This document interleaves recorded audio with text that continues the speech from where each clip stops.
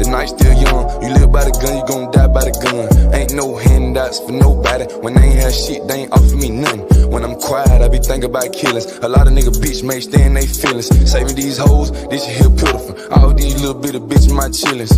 And mama, don't worry, you raised a gangster. I'm a survivor. It hurt me not being able to give you what you want since I was a toddler. Shout out to my pops, father, free game. Everything you ever told me, it's stuck in my brain. Real OG status and like to make a change. Shed the tears right in this and so much pain. All the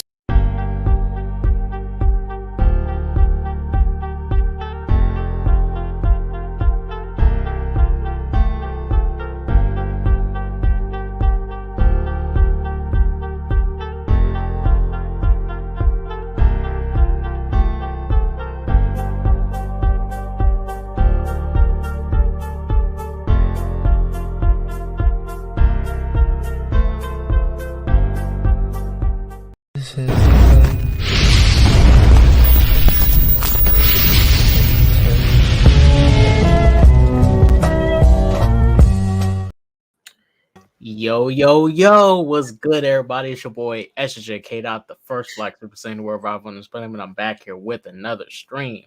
I have the amazing Nerdman here, the resident DC fan, King of DC. I am the Prince of DC. It's just what we do. What's good with you, Nerdman? If you want to, I have two topics that we for sure need to hit. The Ant-Man one, if you want to do a spoiler review, we can. But I think you might like these two other topics a little bit more. And I think you're the right person to have here for these two topics that I have. All right. Okay. Well, yeah, tell me. Yeah, good. Go. First one is, well, you're very much aware of Jonathan Majors, right? I mean, he plays Kang. He was in Lovecraft Country. You've seen Lovecraft Country, right? What's going on with the background? This looks weird. I'm sure you're trying to show something, but yes, go. I've seen Lovecraft Country, yeah. Did you like it? Oh no, sorry. Pardon me. I saw a bit of him acting in Lovecraft Country. I didn't watch the whole thing. I've got old man syndrome when it comes to watching new things, man. It really has to catch me like the first fight. I have no patience, bro. Nerman, I'm telling you, I'm sure it's really Country, good. Was it really good in the end? Because it seemed really good, but I just was like, it is. I mean, they abruptly ended it. They didn't continue.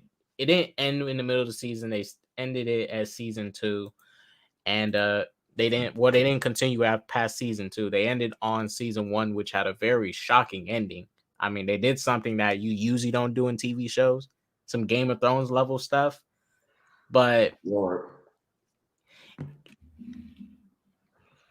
people die that you wouldn't think died. That's the type of finale that you get.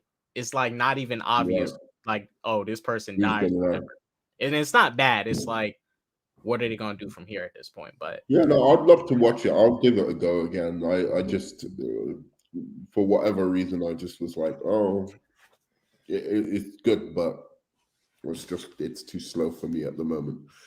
I feel you. So Jonathan Majors did a cover for Ebony magazine. You know, they're a black magazine, and they have, models and stuff, mainly black people. I mean, I haven't seen any people other than black people on these covers.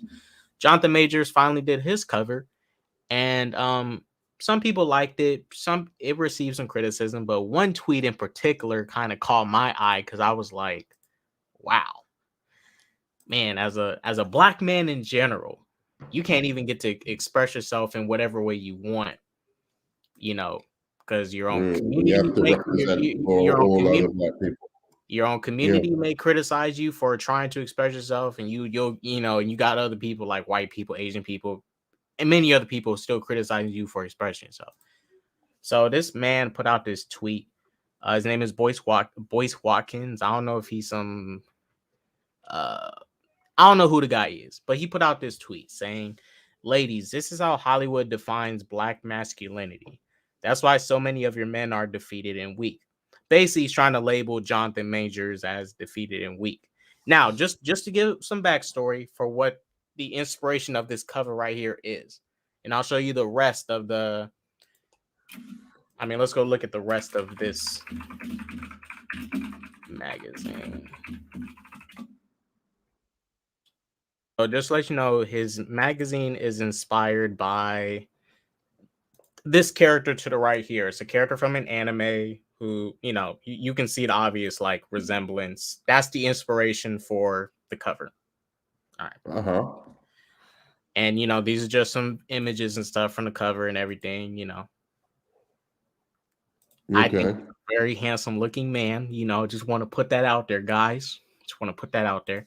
Sure. But yeah, so, and the reason I did want to talk about this and bring it up was because I don't agree with this statement here of Jonathan Majors being labeled defeated and weak. Now, I will say this. There is a agenda out there to make black men seem less masculine. It's out there. It is. It is, right? I was going to say that kind of is true, and I don't know what it's. Yeah, about. I'm not. They either want to present us sexually as dangerous or as effeminate, right? Or make us weak. And I'm not weak. I think the two spectrums of how Hollywood presents black male sexuality is, as I said, something that is dangerous, i.e., criminal, violent, etc., etc. Or on the other hand, it's the Tyler Perry route. It's the extremely, like feminine, like. And again, the funny thing about it is, as somebody who is completely, I'm not homophobic. I like gay people. I have gay friends. I'm not ashamed in any way to say that. I've gone to gay. I've gone to gay clubs. I've got, I hang out with gay people sometimes. Right. It's just not. It's just funny for me to recognize that Hollywood has this pattern of doing this. Yeah, and I'm not. And it's I don't even mind or think it's. I think black gay people should be celebrated, but when it's only that, and the white people seem to get lots of different roles, they seem to be able to get. The white women, they get black women, like the white males, they get white women, black women, Asian women, in films. It's a big thing now to have like mixed couples in films, but it's always white man, black woman, white man, Asian woman, white man. It's never like, or it's very rarely like, oh, here's an Indian dude with a white woman, like it will be rarely that, or here's a Chinese dude with his white girlfriend. It's rarely that. But on the other side, with black men, they have the additional thing of, they'll maybe put you in a mixed relationship if you're gay. Then you can be in a mixed relationship where it's like a black man but I don't think this has anything to do with that, to be honest. I really don't. Yeah, because real quick, what the guy wants to dress like and real quick, I'll show you a prime example of what I agree when people say they're trying to emasculate black men and stuff, make them look more feminine or try to put them in you probably didn't see it, but the movie Bumblebee, to give you context, this guy's wearing a little, that's a female's jacket. The reason he's wearing a jacket is because in the scene of this movie, they're inside Bumblebee, right? And Charlie wants him to take off his shirt, even though she has a jacket on and she can take it off and use it. She wants to take his shirt so they can do this whole gag to put him inside of a woman's jacket. Mm-hmm. It. Yeah. this is probably one of those examples. Is he straight in the? Is he straight in the thing? Yeah, he's straight. He likes Charlie. Oh, He's you straight. like Charlie? Yeah, he likes the main character, the main girl in this movie. They never get together. So they never get together, obviously. Yeah. But this cover here, and my issue with how people want to define masculinity, especially for men, this is my opinion. Your masculinity shows through your actions and your character. Yes, what you wear does highlight who you are, but what you wear does not tell the whole story of who you are, because somebody could have like a bunch of tattoos on their arms, right? And work in IT support, and they're probably the best at their job. They may look a little rough, but this guy can fucking work, and he's really good at his job. He's knowledgeable. He may look rough, but he's great at his job. Or Michael Jackson and Prince and Isley Brothers. Let's be honest.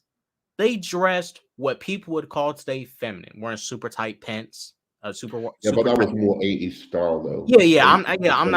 I'm not this. I'm just saying people of today and even people back then would call that what they was wearing feminine looking, super tight pants, all that. Let me show an example of what I mean. I actually got it right here, because your clothes do not fully define your masculinity. Yes, it's part of it, but I can't look at somebody's clothes and tell their whole story, right? I can't tell who they are. I can't look at some people. You can tell. You can tell that they are something. Like if I look at a gay person, right, and they're obviously dressed the part, okay, I can tell that they are. But there are some cases. Not necessarily. Well, yeah, I'm not saying not necessarily. Not necessarily. Who likes to dress like, but I know what you're saying. I mean, there's a general thing where you can make a little bit of an assumption, maybe, that there's like some gay bar like nearby the street you're walking down, and you see somebody dressed in a particularly provocative way. You're like, yeah, that guy's probably heading to that bar, right? Look right here. This is Earth, Wind, and Fire.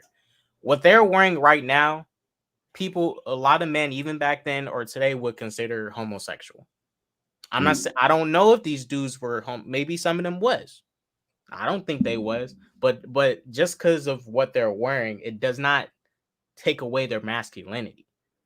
It does not take away that they're not at all. I don't think that, because I don't perceive these individuals as weak, like what the Boyce Watkins guy would deem these type of individuals, weak. I don't consider these people weak. Yeah, I mean, I agree. I don't, black people in general have to stop, like, get off each other's backs, especially off, like, we don't like it as maybe when, I'm not, how would I say? Like, obviously if you're super rich, famous, right? And you're black, right? Like, we don't like it as people who are maybe between middle class and working class black people. We don't like it when, like, Candace Owens or something like that, who's like, famous, and I'm sure she's got some money behind her now because of her stupidity. We don't like it when she's just like dogging on like working class people, or like people like because people like George Floyd. Do you know what I'm saying? Right. Like, and we don't like it when she's dogging on that. And so we need to not do that the opposite way around. Like, just dog on, everything that we try to do, because while I'll give Candace Owens this, if she was talking about this, like, even if it was white, black, or whatever, she doesn't approve of men even dressing like that. She wants, the casual, how men usually dress, right? But, and I do agree with you. We are too, we as black people are too hard on one another, because Harry Styles literally dresses super feminine. Nobody says shit about it.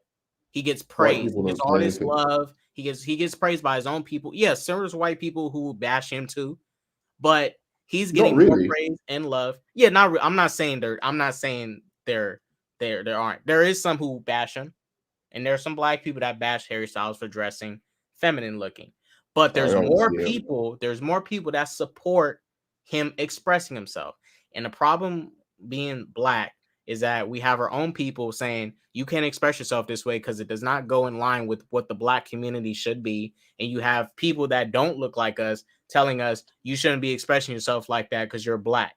And it's like, damn, it's a lose-lose situation. Because if I was white, I guarantee you, I would have a lot more support. Jonathan Majors would have a lot more support dressing that way right now if he was white or if he was Asian. Look at all the Korean, K-pop band stuff. They have a feminine look to them, but a lot of the girls love them. There's some male K-pop fans that love the way they dress, their fashion and stuff. They don't bash on them. But us black men can't even express ourselves. I don't care how you dress. How the way you dress does not define who you are. Shoot. Last thing, because I know you want to get to your thing, and we'll just get to the last topic. Prince. You remember on the Chappelle show where Charlie Murphy judged him for he judged him beforehand, like, oh, this guy can't play basketball. He looks like a girl. And guess what? Right. Whooped his ass in basketball. He whooped Right. his ass in basketball. He looked at the cover of the book. He didn't open up the book, and now he just bamboozled himself.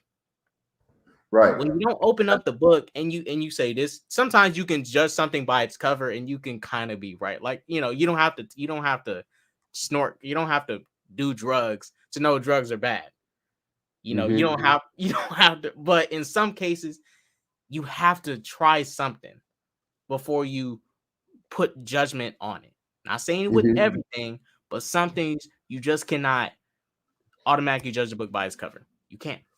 You cannot. No, I agree. Blouses. Blouses wins. Yeah. I mean, I just agree with you. I don't, I think whenever you get too concerned about what other people are doing, that's a problem. It's I not, can understand it's not healthy. It's not healthy. sometimes there is a genuine thing that I do feel. I'm like, whenever something weird or something crazy happens, I'm like, I hope it's not a black guy. Right. I just hope it's not a black guy, and we shouldn't have to feel same like here. that. It's like we shouldn't have to feel like that. I'm sure white people nowadays, they probably didn't before, but now they're feeling some of that where it's like there's a school shooting or something, and they're like, I hope it's not a white person. I hope it's not a white kid. Like it's that kind of feeling, like when you read something horrible, but in the end, we should just take each person as each person. These races that we've come up with are nonsense anyway. They're really nonsense. There's only one race. It's humanity. Race. And in terms of black does exist and it does matter, but only because we've created it as a species. Yeah. So now I have to. Well, and especially in America, since in Africa, people over time it started to become more like we're united by our look, our skin. But in Africa, it used to be you was united by your where you stayed at. Country to each country, like in Africa, and West Africans look different. Yeah, they have different kind of whatever. Like this whole just blanket, oh, those guys are black, these guys are white. Are Jews really going back historically? Jews, are they really white? I mean, there's some very, very distinct differences between them, and so it's just, or are Spanish people white, or were they really screwed by the Moors? And there's a lot more going on there. Italians as well, with their dark skin and their dark eyes, are they really white? Are you telling me that's the same Caucasian as Right. people from Britain or Iceland. So it's all nonsense. I think the whole kind of thing, and that's why. How would I? Where was I going from this? So just to put a button on what I'm saying is like, I understand that so we shouldn't have to feel like when somebody else is doing something, say you don't like the way some black guy dresses, right? Right. What does that have to do with you? You Yeah, know because what I mean? It's like it's nothing. You because just don't like the way he dresses. You know what I right. mean? Because I don't know Jonathan Majors, right?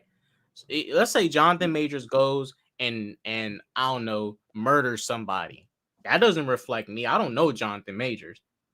Just because we have the same skin color doesn't mean nothing either. We're not even related. We might be, who knows? I don't know. But just because Jonathan Major does something doesn't affect me. But sometimes when we do, let's say for example, a bunch of black people, right? Let's say 500 black people went to have a party, right? A party, and they just destroyed a whole bunch of stuff. All right, that might have to reflect us a little bit, just a little bit. It's like that's a lot of our people doing too much stuff at once, or even when you constantly see the white people shooting up schools, it's like, yeah, y'all need to start holding y'all people accountable because that's kind of crazy. Yeah, Now I you can say that there's a cultural thing that you right, perhaps want to deal with there, right? Like there's yeah, something going on. But I think with the issue with the black stuff and really with the black crime in general is it comes mainly from things that um, sociologically we know lead to crime, like yeah. poverty, like living in ghettos, like living in places with poor medical care, poor, Those people are gonna all end of up. those Those kind of people are things. gonna result That to those will lifestyles. that will be lead you to be prone to crime. Yep. It's much more mystifying why somebody living in middle class suburbs with nice parents and whatever decides one day, screw this, I'm gonna take a gun to school and shoot all my friends. Right. That's a much more mystifying crime because the crime we see in the black community is reflected in every community like that. You go to Yeah, because Pakistan, I India, think when they you go see to not specifically us, but even movies and stuff or just music, anything. When people who do not have not lived that type of life, like grew up in poverty and actually did some crime and like been about that life, they see that, they see it in movies, music, all that, and then that kid in suburbs like, ooh, I want to go spin the block. Like, not saying music is not saying it's the root cause, because I'm not saying it's the root cause, but people see this stuff and they just want to go out there and repeat the behavior. It's like, honestly, when I was coming up in school, a lot of the music we listened to, the movies we seen, it shaped like the culture of people growing up around me, even people before. It shapes us. And if people don't start being conscious about what they're putting out, it will have what. sorry, I just Arkham says, "What's up, K Oh, Docs?" no, Nerdman likes James Gunn. Come on, guys. Yeah, man, I really love the guy. Wait, real Why quick. why is he trying to antagonize Snyder fans though? I don't understand. They're like, just to move. I don't know what your second topic is, but maybe it's to do with nerd shit. But why is he trying to Well, antagonize? I I don't think you might understand it. like. I was Well, writing the Superman script before. We all know that Warner Brothers gets people to write different Superman scripts. Why would you antagonize people by making it seem like, oh, yo, we were never gonna? Well, no, remember it was so. You was Henry on a Cavill stream. shit You was on a anyway. stream with me. Remember when we heard the news about the Black Superman movie, Mm-hmm. and they was talking about another Superman movie, and someone in the article said that they wanted to use that movie to throw Cavill into it. You remember that? Like they because they wrote it to where they can throw Cavill in. So I think this is that movie where you could have thrown anybody into it, but it still would have like worked in a sense.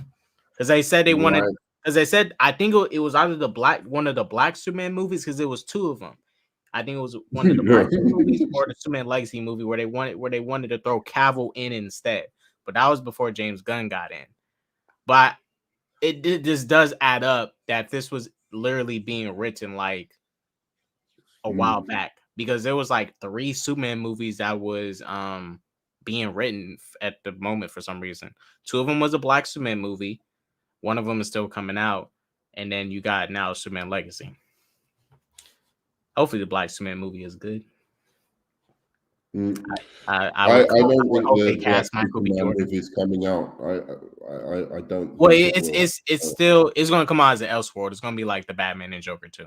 I don't think it is. I honestly think. You think it's going to be in universe? No, I don't think it's happening anymore. Oh, okay.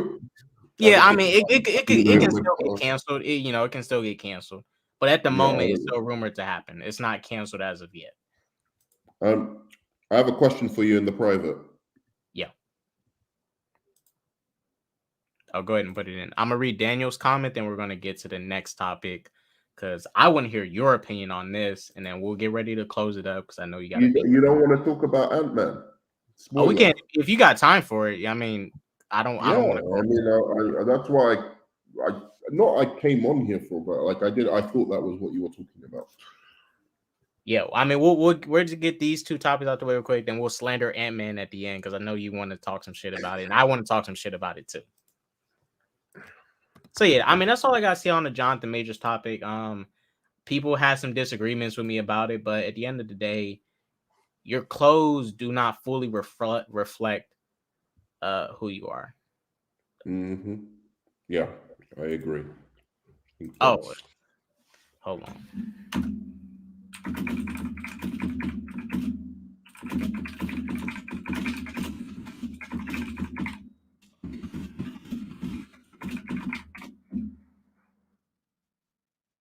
So yeah,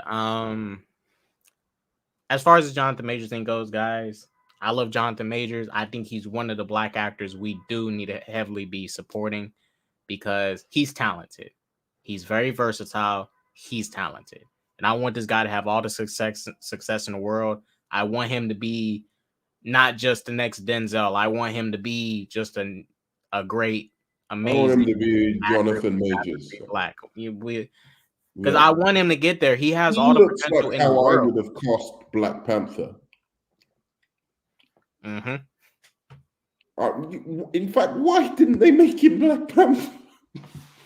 He has T'Challa as Black Panther, dude. That guy looks solid, bro. What a waste. He is. I mean, yeah, because look at all this, and this guy is. Before we get to the next topic, you guys, Jonathan Majors looks like a beast. Yeah, this is like Black Panther, Blue Marvel material, man. If they do that Black Superman movie, honestly, I'm telling you, I'm not being horrible to Chadwick Boseman, but he did not. He didn't have the build. In 2016, he did though. I didn't like his. I think maybe I'm wrong, but I don't think he's the most handsome guy. I think he's a solid 7 out of 10. But most of the Avengers, I don't disagree. Most of the Avengers are like 10 out of 10. Like if you look at like Chris Hemsworth and Chris. What's the Captain America's name? Chris Evans. They're like 9.5. They're like 9.5 solids, right? I mean, they're the only ones. I'm saying, like, if we're gonna have a Black dude on the team, let's have him be like, I want my boy band Avengers. Let's have the boy band Avengers, and like, I want my, and I just didn't think Chadwick. I think he would have made a better villain. He's such a good actor. I think he would have made a cool villain. I mean, originally he was supposed to play Drax, but he dodged a bullet. Originally, because he tried out for Drax, but Kevin Feige told him, we don't want you. He tried out for Drax. Kevin Feige told him, we have something better in store for you. And they gave him Black Panther. But in 2013, he tried out for Drax. He dodged the bullet. I'll say this. He dodged a bullet. He is lucky Kevin Feige gave him something so much better instead of that. Well, but maybe Jonathan Majors would have. Yeah, I'm ranking dudes. There's never I'm been just saying, I don't like. Maybe it's my eyes or something because he was a beautiful man inside and out, and I think he's an incredible actor. And for the most part, I didn't really like what he did as Black Panther, though. Yeah, they didn't like. I didn't see him. I mean, did you like him in Civil War? Not really. I've got some controversial things to say because I'm reassessing my whole views on the MCU, like from the beginning, from the tip top to the bottom. Ever since the second half of Phase 2, MCU been trash. Well, I say after Avengers 2, MCU been trash. They had some hit and miss. Yo, they've been hit and miss since the beginning, bro, and that's the truth of it. Oh, I don't disagree. Some of these movies I've capped for because I didn't want to offend anyone and I didn't want to step on anyone's toes. I was being nice. Gentle nerd man. Oh, you can like what you want, blah, blah, blah. MCU's been trash for a minute, bro. And like, this is exactly... I was having this argument with the X-Men fans a long time ago where they're like, oh, X-Men 1 and 2 were good, but that X3 is trash. I'm like, dude, that's the same fucking movie practically as the first two. It's not. The two is just not the worst of the three, but it's still, Look, 1 is horrible. Let's start with that. 1 is actually horrible. Oh, yeah, right? I think that 1 and 3 are just both in their own way disasters. But it had the same inbuilt fucking problems, all 3 of those movies. And I'm sitting here going, so what do you think it went down for you from this? It was never good. And so when people are shitting on Ant-Man, I'm like, it's all right. It's not like, I genuinely think it's as good as, I don't know, Winter Soldier. I mean, do you want to get into this Chris Brown and Rihanna topic first, or the Ant-Man? Oh yeah, go. You can go, Chris Brown. I think you're gonna like this one because I do want to hear your opinion on this because I don't know what you fully think about. I don't know anything about Chris Brown or Rihanna. I mean, well, you know the gist of what happened back in 2009. Chris Brown physically, smacked up Rihanna. He got handled with it. Happened in 2009, a long time ago. So, well, I'll show you why they're canceling it, trying to cancel him. So recently, Rihanna performed at the Super Bowl. She showed up pregnant, performed. That's when she revealed so she was having her second baby. But Rihanna's living her life. Yeah, she performed pregnant. No, but she had a baby before. Yeah. With who? A$AP Rocky. Really? A$AP Rocky. Go. All right. He's winning. I didn't know A$AP Rocky was doing it like that, bro. I mean, I didn't know they was dating until like 2 years ago. Well, when she was said to be doing the song for Black Panther, I didn't know they was dating, but they are. So recently, Chris Brown went on Instagram. Now, he just did a simple thing. This happened during the Super Bowl. I'm going to show it to you. Then I'm going to show you what continued this situation. He got on Instagram and basically just congratulated Rihanna. He saw that she was pregnant, and he congratulated her. He said, go, girl. Right? People got on the internet and basically dragged him for this. They're saying, you have no right to, get up and say this after what happened years ago, blah, blah, blah. And basically, he got dragged for supporting her and showing love. That's it. Yeah, but he could have just texted her. He should have known that this was going to happen. No, I mean it's not. Yeah, I'm not saying he didn't know, but it's like let me get to the rest of it. So this happens. Mm-hmm. This happens, right? Then shit, where is it? Damn, I just had it. Hold on there, man. So recently, another black singer, her name is Chloe Bailey. She's the sister of the girl who's gonna be playing in the Little Nerd Man. I mean, the Little Mermaid, the Little Mermaid, not the Little Nerd Man. So this happened like a couple days after the Super Bowl. She posts this with Chris Brown. They're doing a song together, and you know people come to her comments and they're mad and they're basically just complaining like, oh, why are you taking pictures with a abuser? Blah blah blah blah blah blah. So this happened like 2 days, I think, after the Super Bowl. She releases this picture, and they're just doing a song together. That's it, because she has an album coming out, and looks like it's going to be. Oh, they're doing the song. They're actually doing the song together.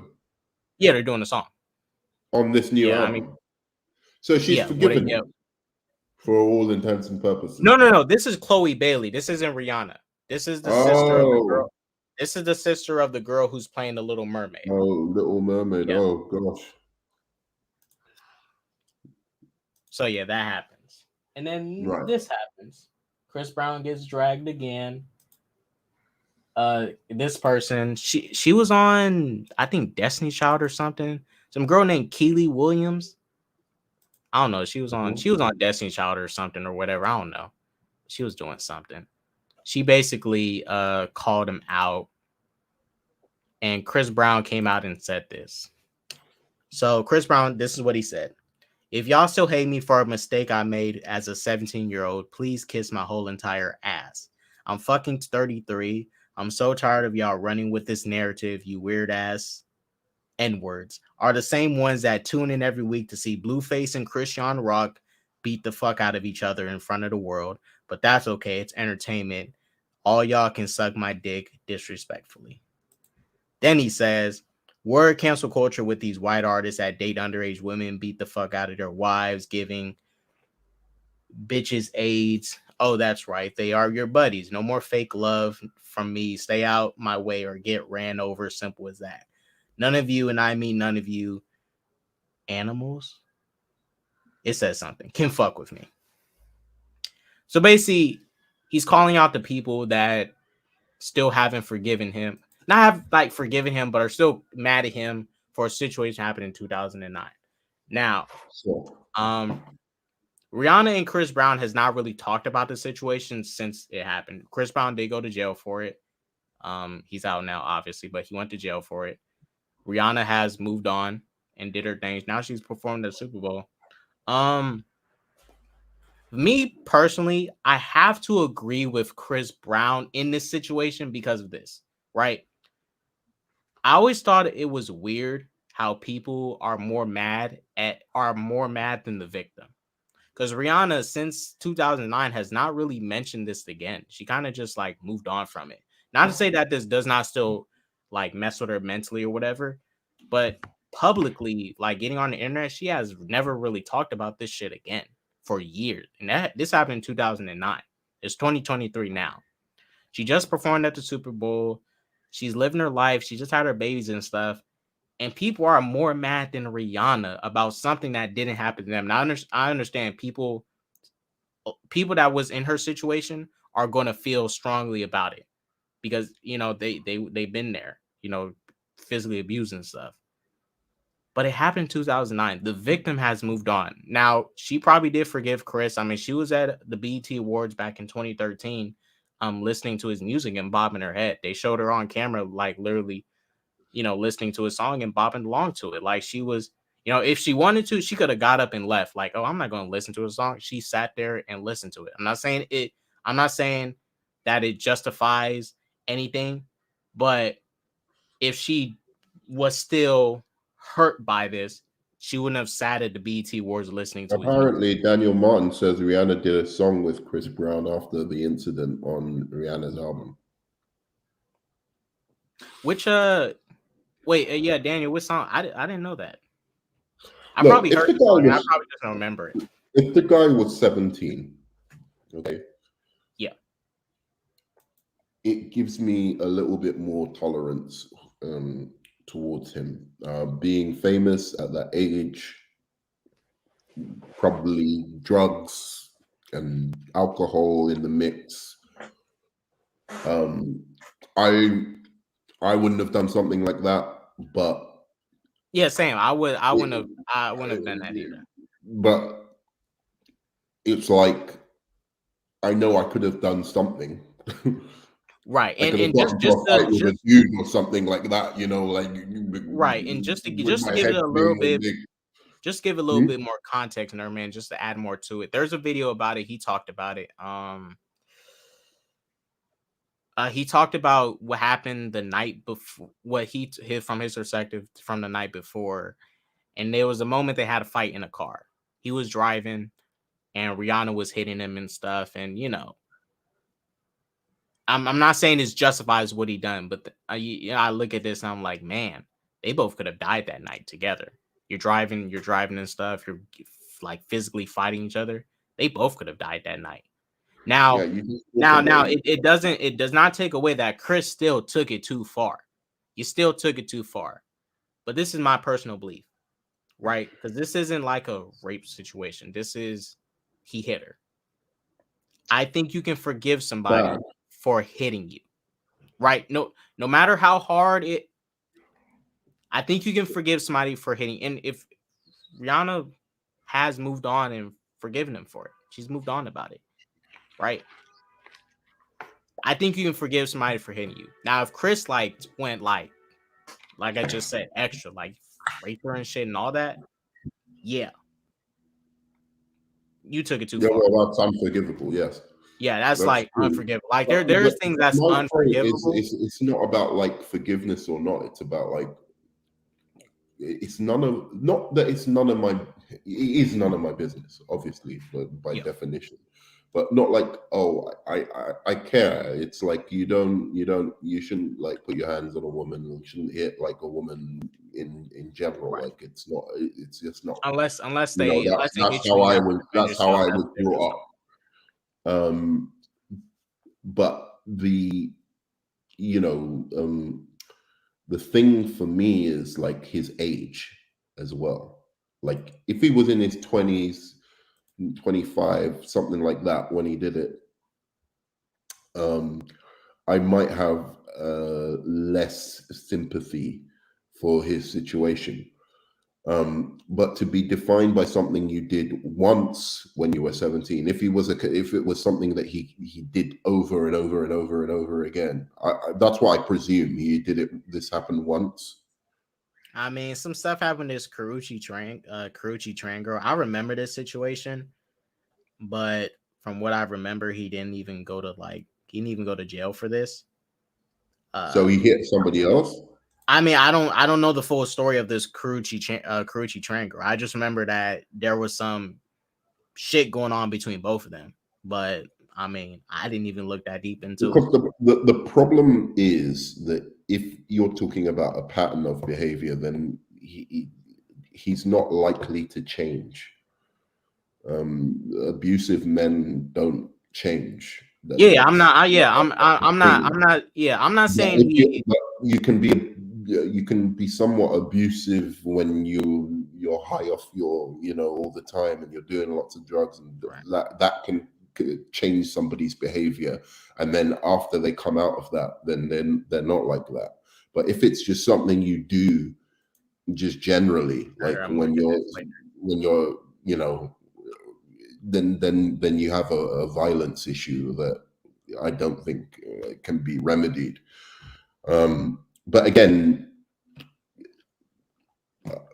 as you said, like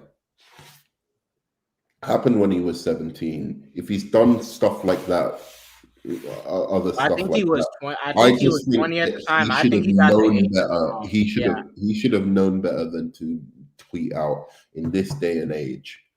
To tweet out congratulations to her. Well, I mean, yes, I can understand he's going to get the backlash for it, but it's he's going to get backlash. But it's like, I mean, what's wrong with him congratulating her though? Because he just showing it's now if he got on the internet saying, "Oh fuck Rihanna, she's a stupid blah blah blah," and it's like, bro, what are you doing? Like, I understand that yes, he should have expected, but then I'm like, why are people reacting that way when he's just congratulating her? They act like he like raped. Look, yes, he beat that was fucked up, but that can be forgiven.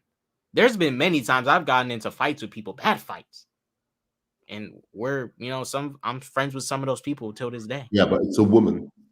I know. I know. I'm not. And I I'm get the self defense thing as well. I really do. I don't think there's any reason to hit a man or a woman right. unless it's like Because I gotta say, everyone should keep their hands to self-defense. themselves. Right. Everyone is my policy. Yeah. Keep your hands to yourselves.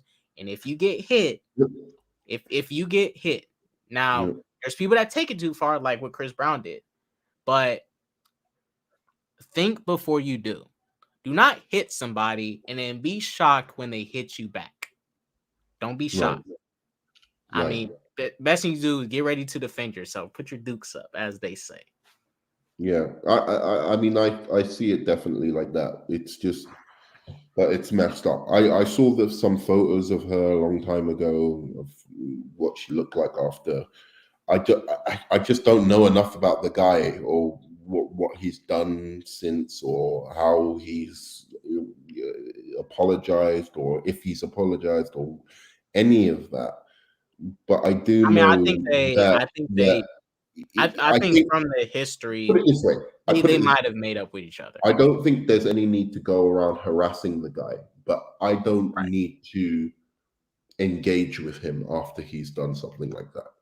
Totally That's agree. For me. I'm like, I don't want to engage with you. You're a violent dude who beats up women or who has beaten up women. I don't. That's a step too far for me. But again, because he was 17, I do have some kind of like thing where I'm like, teenagers do I think he was look, I don't remember his age at the time, but he was everyone's saying he was 20, but still even then he was young. I remember at that time Chris Brown was young. Like he was damn near a child star at that time. He was a child star. Him and Rihanna both, they was young at that time. They was both coming up super young. Both, I mean, kids to an extent, 2 kids to an extent still. Oh, he was 20 years old. So, yeah, again, that's my thing. I'm just like, I'm not interested in you as an artist anymore. You hit women and you're not even, your music isn't like so good that I feel.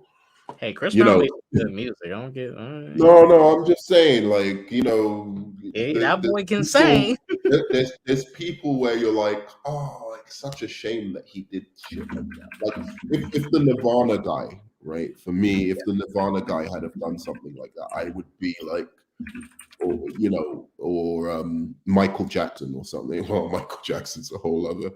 I couldn't see Michael Jackson doing that. I mean, he's just so nice and sweet and innocent. No, but Michael Jackson has his own like situation. But again, that hasn't been proven. Right. There's a lot of controversy about some of the accusations against Michael Jackson. But what I'm saying is, when there's an artist that is at that level that I love their music so much, then I'm kind of like, I have to weigh that against what they're accused of and what they've done, or what they've been proven to do. But when it's someone like Chris Brown, I'm just like, whatever, I just, as soon as I heard he did that, I was just like, I'm not fucking with it anymore. It just doesn't really. Daniel asked a question. This is actually a good question. Have either of you guys been in an abusive relationship where the woman wanted to fight like a dude? Much love, Dots and Nerdman. Me? No, not really. Now, I'll say this. Me, not yet. I'm currently with somebody. I don't know how long I'm going to be together. I want to be together with her forever. That's my thing. I want to be together with my current girlfriend forever. That's my belief right now. But anything can happen. But at this moment, no. I have my times with, my heartbreaks and stuff, but nothing to the extent of where I had to physically get into a fight with a girl.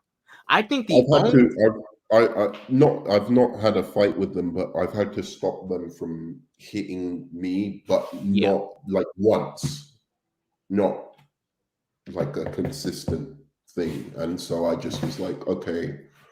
Thank you for the Not $5. some of it was look, put it this way, I wasn't being the best person at the time.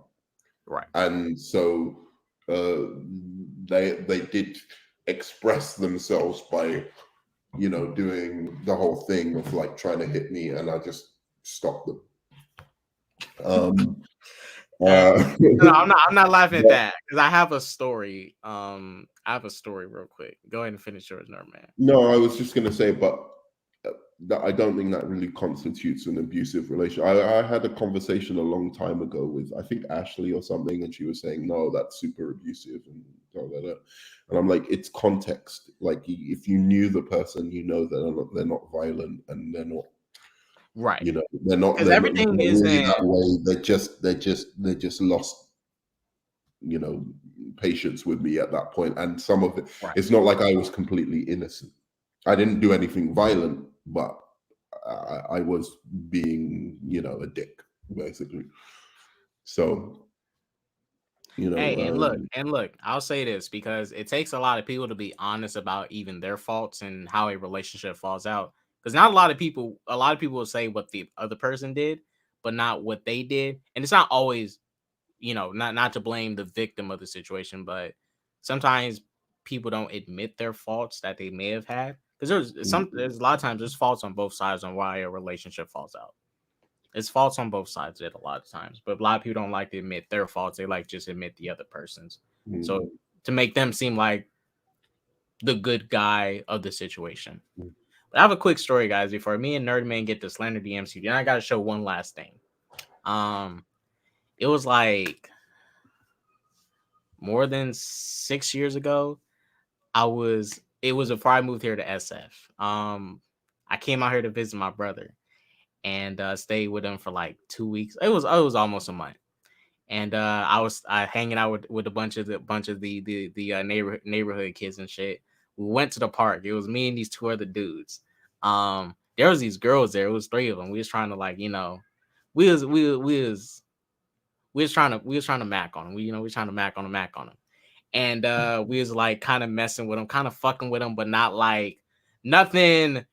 Like we was trying to, you know, we was playing around with them. We was playing around with them, but we was really trying to like joking around. But we was really trying to, you know, get some smoochy. They didn't like it, and then we kind of like we was kind of like still kept it up. And at one point we was all like chasing each other, right? It was like playful shit. And eventually they wanted to try and fight us and stuff. It was like, all right, y'all. They want to try and fight us. So we was running away. And then at that point we was like, all right, let's fuck with them. Like, let's fuck with them. We was just trolling them. The next day, I'll never forgive these 2 motherfuckers. We go back to the same fucking park. These assholes. They come back, the 3 girls. They come back with their older sister, their big brother, and another motherfucker. Oh my gosh. They wanted to try and fight all of us, right? The 2 people that was with me missing. They're over here. I'm over here surrounded by all these motherfuckers. And I'll let you guys assume what happened next. I was like, what the fuck? Y'all was there with me doing a crime with me too, you bastard. I was like, oh, y'all just gonna leave me out like this? Oh, for sure. Just know at the end of it, we ran. We ran. We was outgunned and we was outnumbered. We was mainly outnumbered because it's like, if it was a bunch of dudes, I would have totally like physically boom. But it was just the big brother, another dude, and the majority of it was girls. And it's like, I'm not trying to fight these girls because I'm gonna hurt them. And no, so just know we have to. Just know I had to run and take some potential licks, but we ran. I was like, yo, we getting the fuck out of here because you're over here. You're not even going to help me out with this shit. You left me behind. So yeah, we just ran. Yeah. Yeah. And what's Chill doing? Why is Chill like just hanging out in the background? Well, he said he had to take care of something. Last thing. So just before we move on to Ant-Man, and so we can destroy and violate Ant-Man, this is the person who called him out. Some girl named Keely Williams. This is her tweet that reignited those Instagram posts that he did, calling out everybody. She said, "Let him come out with his own record, so genius, so captivating that it makes us all forget he beats women. He can't, so he won't. So what does he do? He slowly creeps back into the mainstream by getting small nods for features on Black women's merit, Black women who are more talented. Chris Brown is still heavily talented. I don't know what she's talking about. So this is the girl. I think she was on Destiny Child or something. You guys, do y'all remember what Keely Williams was a part of? Was like, I forgot what band she was part of. She was part of some girl band back in the early 2000s. And so basically this person's calling her out for basically following Cardi B, right? So this is the thing. This woman follows Cardi B. And if you know, I'm not sure if you know, Cardi B admitted to drugging and robbing men back when she was a stripper. So she would take men to hotels, drug them, rob them, and leave them alone. Sometimes she would let some people come in and have sex with them while they was drunk and drugged. And this is her admitting it.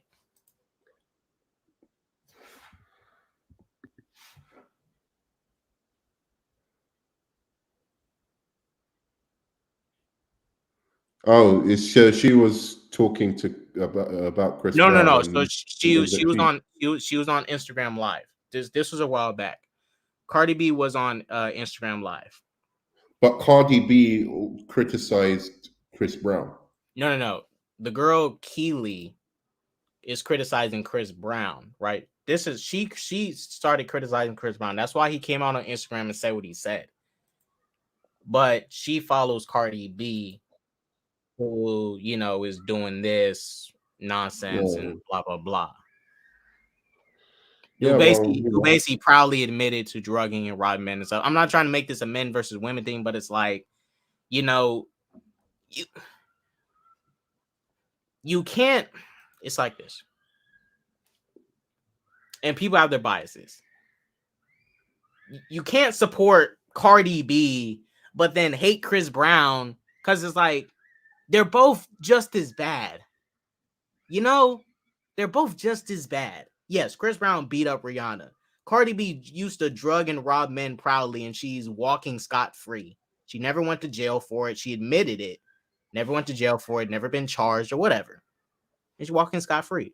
I mean, they're both bad people. I'm just saying, they're both bad people. They're both bad. Well, look, it's what Snyder Steppenwolf said. It's selective outrage. And the truth is, let's be really honest. When it comes down to it, most of this shit we're entertained by.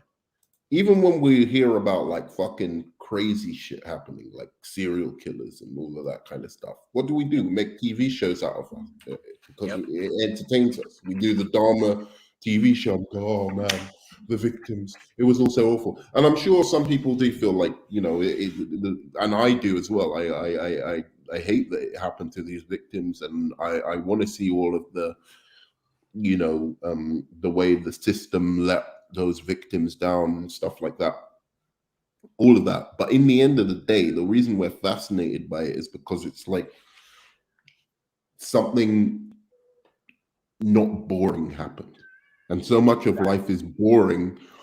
And sometimes people need some people, and this is the thing. People need excitement like this because they're so bored. Like, people need excitement like this. Literally, when we get to it for Ant-Man 3, Kang the Conqueror is doing what he's doing because he was bored. He found the ability to time travel, and he's destroying universes because he was bored. He was bored. Yo, I want everyone to keep the energy the same that is defending this movie, because this is the only problem I have with it. Wait. Before we do get to it, let me just say this last thing because we're about to get into Ant-Man 3. Daniel, let me make this clear to everybody. You guys, just because I call out certain people, look, there's a Cardi B song I like. I know what the fuck she did, and she's a bad person, but there's one song I like by her that she did with Chance the Rapper. It's on my playlist, right? I don't think anyone's bad. Separate the art from the artist. I just want to make it clear. I separate art from artists. I'm not trying to make label anybody bad for listening to Cardi B or whatever. I'm just saying she's just as bad as Chris Brown is for what he did. They're both just as bad. Now, it is time for me and Nerdman to finally have fair criticisms and show some love for Ant-Man and the Wasp: Quantumania. This is spoilers. We're spoiling this. We're going to be honest about it. Now, I seen the movie for free. Nerdman, I assume you seen the movie for free too. I hope you've seen the movie for free. All right. See, we're doing our due diligence as DC fans. I went to go support Black Adam 3 times. I support MCU movies from my computer. Yes, that's how I support them as well. I think whenever Avengers 5 and Captain America 4 comes out, I'll be watching those in theaters. Nah, not unless they have the original gang in. I don't care about these Avengers movies unless it has Iron Man. Look. The moment they started doing Guardians of the Galaxy and Ant-Man and She-Hulk, they lost me. There are some superheroes that are just not worthy of films. I'm sorry. And Marvel has made films of all of them. And they've just saturated. No, man, I don't disagree with that. Because it's going to go into my point about Ant-Man 3. This movie would have been so much better if it had a better protagonist and Scott Lang wasn't it. I mean, there's other issues, but this should have been Hank Pym as Ant-Man in this movie, in this situation. Because ever since Avengers 2, Marvel had the rights to Hank Pym. They could have put him in Avengers 2 and used him. Him and Tony Stark could have made Ultron, which Hank Pym does in the comics. You can still have them both make Ultron and still have them both be affected by it, and they're on a redemption arc to redeem themselves for making Ultron and causing some havoc, and we've seen what happened. Cardi B in this, you will not besmirch Marvel without hearing this. Stop pretending you like her. Stop pretending. I like one song by her. Wait. So can I just can't join, by the way. baseline? Sorry, what does everyone think about the movie? Because I think it was average. I think it was average. It was an average Ant-Man movie. It's not better than the first movie. It's slightly better than the second movie. The first movie is the best movie of this trilogy. I don't like the first one either. I think the first one's just a bunch of shit as well. I don't think the first one's like an outstanding movie, but there are bits of it I like. I like that character, the Hispanic character. Lewis. What's his name? Lewis. Yeah, I like him. He's funny, but like outside of that, it's just an average comedy. Like the last fight is them fighting over a train. The worst thing the villain does. Well, the worst thing the villain does is kill a sheep. That's the worst thing he does. He kills a little sheep, and it's like, oh my god, he's fucking evil for Marvel. It's like, fuck all this kiddie shit. And I get it. You want to make films for the kids, so I'm not going to be too harsh on it. You know, it's nice that the kids have something fun for them to watch for that age. But like, it's when people are older and they're trying to rep for that kind of movie, that's where you lose me. That movie is made for kids. That's like Honey, I Shrunk the Kids, like when I was younger. I don't watch that shit anymore because it's stupid. But when you were a kid, it was fun. You know, there are kid movies that when you're older, like The Goonies or Stand By Me, that you can still appreciate artistically even when you grow up. But Ant-Man is not one of them. I just don't get it. I honestly don't get it. I think for me, Ant-Man 1 was only good because Edgar Wright wrote the first movie. He didn't. Like, he wrote the screenplay for the first movie. Did he write the screenplay? Because I don't think he did. Nah, he did. I think he got fired, didn't he? Yeah, he got fired after Ant-Man 1, but he did the Who screenplay. wrote it? Edgar Wright screenplay by, and then it was Joe. Well, he did Joe Cornish and Adam McKay. So he did write some of that. Adam McKay wrote the screenplay for this. Do you know who Adam McKay is? Click on Adam McKay. Just want to make sure that I'm thinking this is the right person. Click on that. Known for Don't Look Up, Vice, The Big No Short. way, The Big Short. Maybe I have to watch that shit again because I didn't like it. But Adam McKay is fucking brilliant. But anyway, I really yeah. like To me, first move is only good because of Edgar Wright's writing on it. Because he did Scott Pilgrim, he did Hot Fuzz, which was a really funny movie.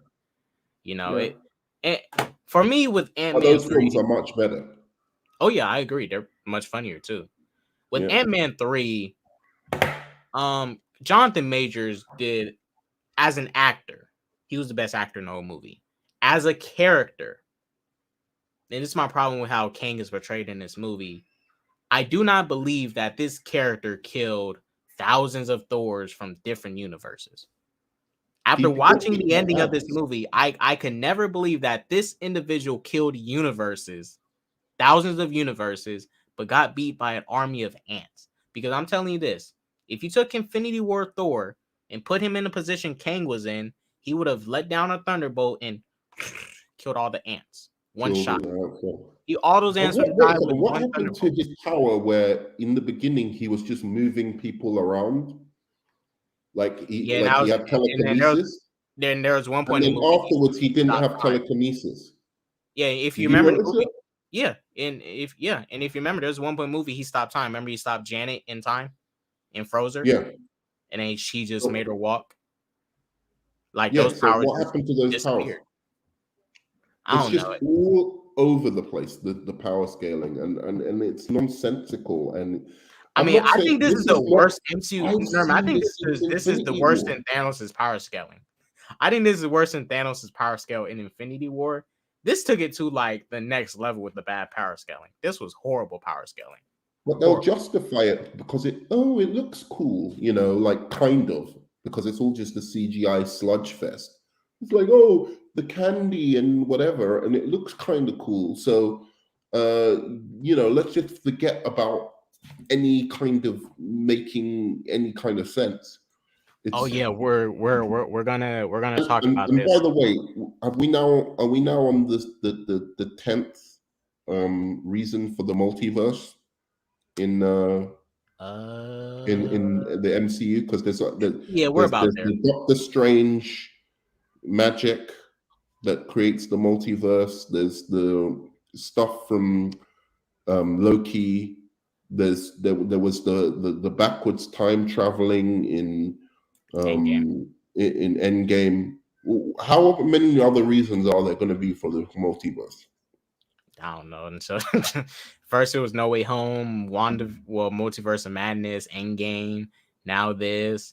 Norman, if you remember during the movie, you remember Janet was so like she was so adamant on on them not knowing who Kang is. She did not want to tell them the whole movie, and she did not want them going into the quantum realm, right? Right. Now this scene is from Ant-Man and the Wasp, where Janet is helping Scott and them go into the quantum realm. Put the subtitles on. Let me see. Oh, not in Spanish. English.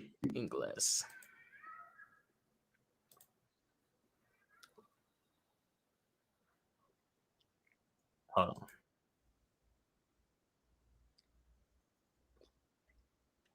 Let me just go back. Yeah, I forgot about this. So this is the end of Ant-Man's 2. He looks so dumb in that suit. I'm sorry. Should have been Hank Pym. Should have been.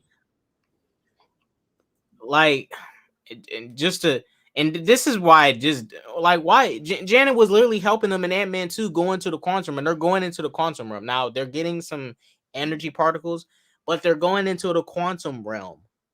Like, what if Kang caught wind of this? He could have easily caught wind of, like, ooh, somebody just entered the quantum realm. Ooh, let me grab him. Because that's how MODOK got them. He pulled them right in. I'm just like, that doesn't make any sense. Why would she be endorsing them going into the quantum realm, but does not want them to go in there or find out about Kang? And why is she not telling the Avengers or Nick Fury about Kang? Like, hey guys, there's this guy who's trying to like kill the universes. I think you should know about it. She doesn't say nothing about it. Nothing. You know, now we know in Avengers 5 they're going to easily lose because Janet was so dumb and didn't want to tell him nothing about Kang. Whatever. Yeah, I don't get her as a character either. Why would she not want to tell them about like this super dangerous guy that is in, and then she lets all the people die in the quantum realm as well because Kang is just killing them. Look, the more I think about the film, because I wasn't thinking about the film when I was watching it, I was just watching it as like a piece of entertainment because that's what Marvel kind of does. But the more you think about it, the more threads you pull out, and it's just like, all the jokes were awful, and it was just what I expected. But I'm just saying that to me, it's no worse than, you know, it's the same feeling I had with the X-Men. As I said, I didn't know where this line came, where people were like, all of a sudden, oh, now it's bad. I'm like, this has always been garbage. It's always been the case. Nothing new. It's not like Captain America. The first one was amazing filmmaking. It was all right. You know, like all of those films, I like them. There's always like an element I like about like the MCU, and I think the thing that held the MCU so high before for me was the certain actors, namely Robert Downey Jr. and the guy who played Captain America. What's his name? What's his name? Chris Evans. No, Chris Evans. So those were the two kind of standard things where no matter what, because of their performance as the characters, I kind of enjoyed the movies. But I always thought the movies were kind of, I mean, I remember that high coming. Yeah, I remember that high coming off The Dark Knight thinking, holy shit, people are going to start taking superhero stuff seriously. And I haven't seen really a movie like that again until maybe, you know, Watchmen was a little bit like that, but I mean with a big character, not like with, you know, Watchmen are big characters in their own right, but they're not like icons in the sense of like Batman, Superman, whatever.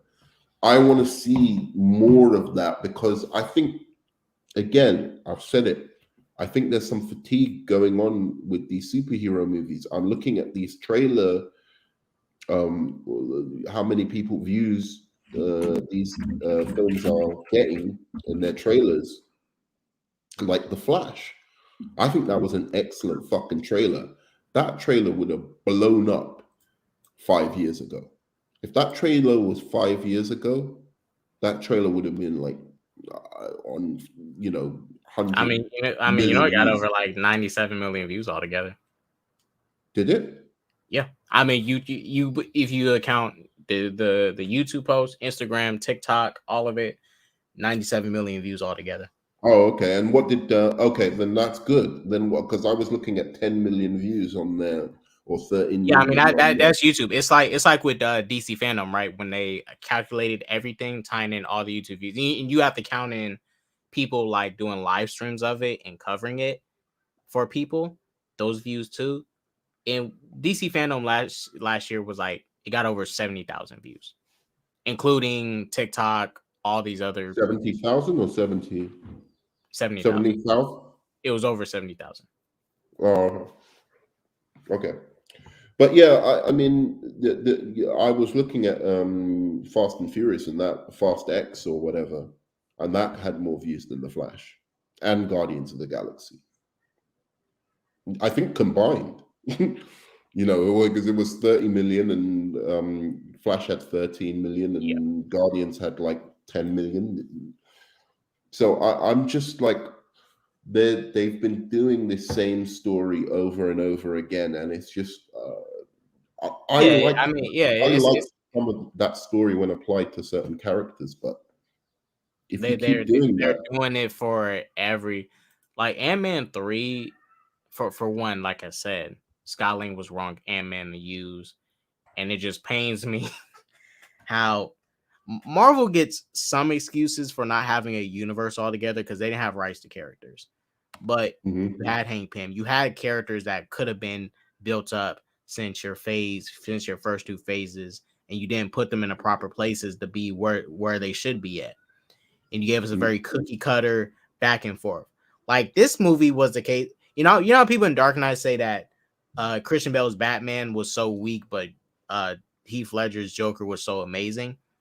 This is not that case here because Scott Lang is so underwhelming of a protagonist, and his character, if you notice in this movie, does not evolve. He's the same guy as he was in the first movie, and that's not bad. It's not completely bad. Some characters stay the same. That's just a part of them, and over time they learn new things and apply it. But Scott Lang has not advanced as an Ant-Man. The only thing he does is he still shrinks. He turns giant. He doesn't understand the technology he uses. He's not trying to better his intelligence with the Hank Pym technology that is there. He's just a dad. He's just being a nice dad. He's a guy. Now I'll say this about Scott Lang's character. He loves his daughter. Ever since the first movie, he always wanted to be with his daughter no matter what. No matter what. He loves his daughter. That's the truth. It's nice. Actually, my favorite scene from the movie, even though I'm sure people have broken it down and maybe shown how it doesn't make sense, was when he was like the Baskin Robbins Ant-Man. When he was climbing up to the thing. Yeah. I like that. I thought that was that was a good scene right there. I like that. I didn't like the jokes. But I did like when all of them realized that the daughter was in danger, and then every single version of him wanted to save his daughter, and that was cool. I thought that was a nice touch. Oh yeah, I saw that. Even the Baskin Robbins one wanted to save the daughter. I thought that was, my only issue with that scene is that yes, it would have been small, but you could have showed different like Scots because you showed a Baskin Robbins Scott. I want to see like Scots from like different possibilities. Yeah, Scott. Because all of them was they just all had on the same suit except for Baskin Robbins. Scott. Surely there should have been one that was in jail, for instance. Right, in jail, or have a different Ant-Man suit, or probably slightly different. They all just look the same and stuff because it said when he went into that thing to go get whatever King needed. It was a realm that creates different possibilities of yourself, thousands of different possibilities. So, should we answer Vishan, who says it just still pisses me off that they cut Henry Cavill from the Flash movie. At least give them one last ride before he leaves out. What do you think of that first? Do you think James Gunn was right to cut all of Gal Gadot and this thing I don't know for sure. I'm not trying to say I don't know for sure if he did film because his first official time back filming was for Black Adam. It was rumored that I don't know, sure, but it was rumored. It was rumored, and I was like, "Yo, Henry Cavill's gonna be in the movie." If their cameos was in it, I would say just keep them in it because you're gonna wipe it anyways or reboot it. Might as well keep it in there, whatever the cameo was.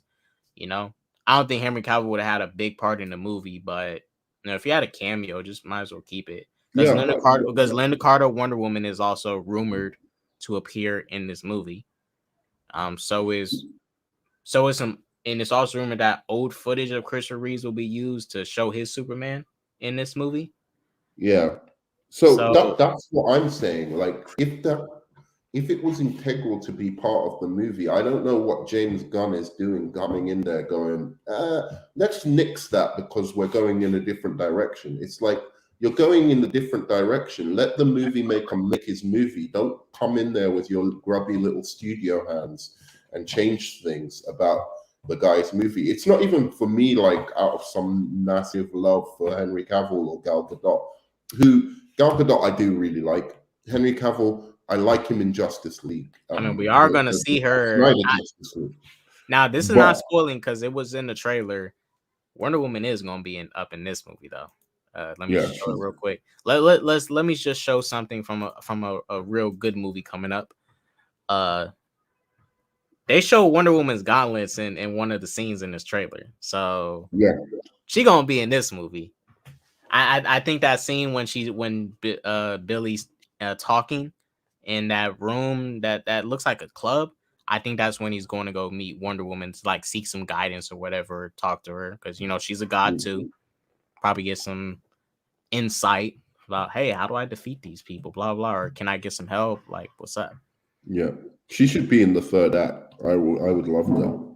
Wonder Woman fighting alongside them. That would be cool. But I hope this film is good. I really do. There's parts of the trailers I don't really like. There's parts of the trailers that are actually genuinely giving me Ant-Man vibes, and I did not say that about the first movie. I thought like the humor was very organic in the first movie, whereas this second movie, some of what I'm seeing, like, you are super intimidating, lady. It's like no one speaks like that apart from in movies. You know what I mean? Well, that was I like the first movie, but that was my issue with some of the first movie. Like Billy was talking like he was a character from like a 1950s comic strip. But that's like I know he talked like that's different. That's different. Like, yeah, but like I loved when he said "golly gee," like this is what he reminded me of. This is what he reminded me of in the comics. It reminded me of this. Gee golly. That type of talk for Shazam, and I was like, Billy. Yeah, but that's what Shazam does. I know, but like no one has that vocabulary today. That's the thing. Yeah, but he dropped it in a way that it made sense. In the last scene, it kind of dropped those. Man, give me more of that, because that's his "I'm Batman." You know how Batman is like, "I'm Batman." That's he. Yeah. Phrases like that are like, like, step out of the way. This is a job for Superman. I love when they kind of, kneel before Zod. I love when they incorporate those lines into the films, but like they do it in a way that kind of makes sense contextually to the time. I think that's cool. And I think they did that in Shazam 1 in a good way, but yeah, it didn't bother me too much, but some of it did bother me because it's like the vocabulary. Did you see the Luke Cage show? No. Well, okay, so in the Luke Cage show, he basically talks like how he talks in like the old comics where he's like saying "Sweet Christmas," like he talks super 70s, like, bro, it's the 2000s, Yeah, it's like, yeah. Stop talking like that. I get it. That's your catchphrase, but no one says "Sweet Christmas." What black man walks out stopping crying saying "Sweet Christmas"? Yeah, I mean, if it isn't a catchphrase of theirs, then I don't. I mean, "Sweet like Christmas" is his catchphrase. I'm not. Oh, it is. Yeah, it is. But it's like. Yeah, if it's a that is some shit people in the 70s will say. Like it's like it's some of you hear in a black exploitation movie. After he punches him, I would, "Sweet Christmas."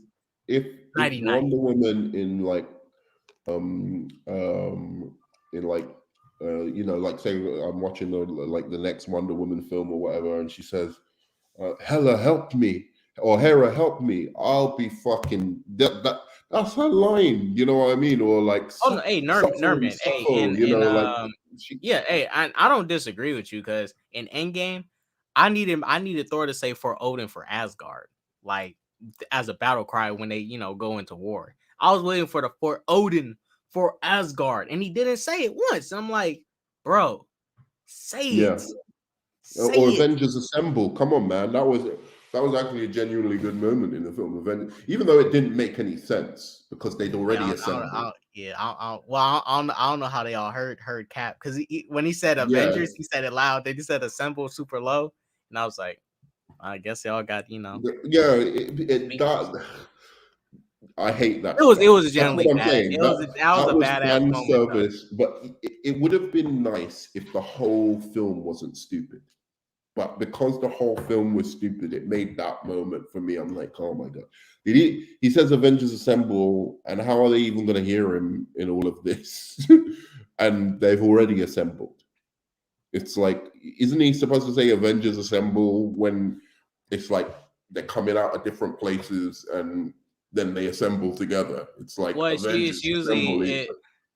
It's usually like, let me make a scenario. Let's say they're going to attack a base, right? And they're all like in separate areas doing their thing, and then they converge in one place to get ready to fight the big boss, and then Cap goes like, Avengers Assemble. Or Right, it can exactly. be the other way around where before they raid the base with the supervillain in it, they're all running in. Cap says Avengers Assemble. They raid the base, and he doesn't say it again because they're already assembled. It just for me, if the hero's gonna do the catchphrase, you got to use it at the right moments. You can't just throw it out there. Like the for Odin for Asgard would have totally been perfect right in that final battle because he has Asgard right, some of the Asgardian soldiers right behind him. Odin died, as just to remember your father and be proud of your people. You would run in the battle saying for Odin for Asgard because Thanos killed some Asgardians. So for Odin for Asgard. Mm. Mm. What was I gonna say? Oh, Booyah. I've got to. I Cyborg still say haven't booyah. done a thing with you that I because you don't like. Since we're talking about Henry Cavill a bit, you don't like Superman or Cavill in Zack Snyder's Justice League at all. I don't hate him. I mean, I like the action scene, but he's all right. He looks good. I like the action scene. Can I ask you what you thought of the scene when his dads were telling him like love the people and all of that kind of stuff? I mean, it was a beautiful emotional moment. I just don't like him grabbing the black suit. That's all. That scene is so good. I just don't like him grabbing that stupid black suit when he walked past a perfect red and blue suit in that chamber. So you were too distracted by the fact he got the red suit, the black suit, to be like, what the dads are saying is epic. Like what the dads are saying. Yeah, what the dads were saying was a epic what combination of stuff. But then I'm thinking it later should have been what they were saying in Man of Steel. That's what I kept thinking. I'm like, this is what they should have been saying in Man of Steel.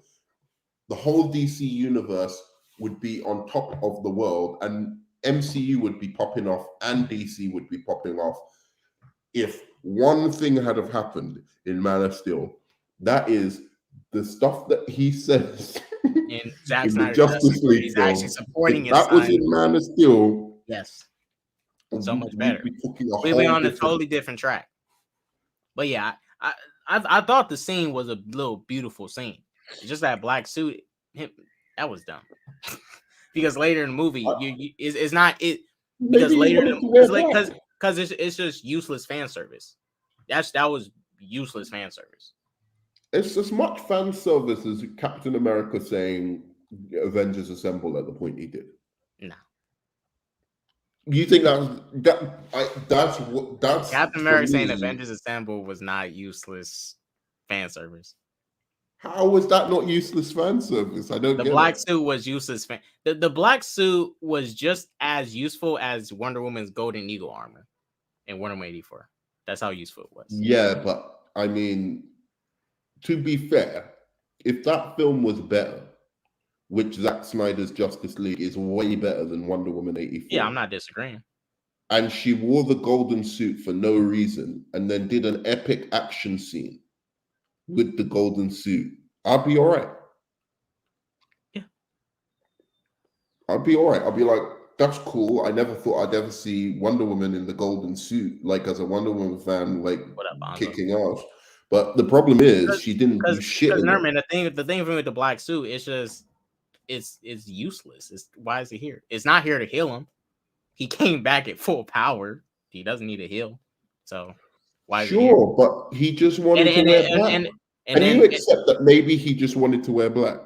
Like maybe he was thinking, fuck it, I want to wear black. I'm going into this shit. I want to wear random. black today. That is random. Why is that random? Because Superman's gonna pick a red and blue suit. That's just random. Now, if he needed a heal, he's gonna grab the black suit. But he didn't need a heal because he came back at full power. He wrecked the shit out the fucking Justice League. I would say this. This is the other best scene about both Justice League movies. Him beating the shit out the Justice League. He made that team look so trash. He took Wonder Woman, Cyborg, Batman, Aquaman, whoop, Flash. That shit was that team proved how much they needed Superman. That was a dope scene, by the way. Him whooping all their asses. That shit was dope. I don't think. But damn. Look, no, but he shouldn't have whooped their ass that bad. I mean, not Wonder Woman. Not Wonder Woman, though. Not Wonder Woman. He shouldn't have done it to Wonder Woman or technically Flash. He shouldn't have really done it, but I get it because Flash was an experience. He was young. He was young, you know. He was young, but Wonder Woman should have not got wrecked that quick. That was too fast. That was bullshit. And that could have been an epic scene. You know, Wonder Woman versus Superman. That could have been an epic scene, and he kind of dropped the ball on that one. But anyway. Wonder Woman is stronger than Ares.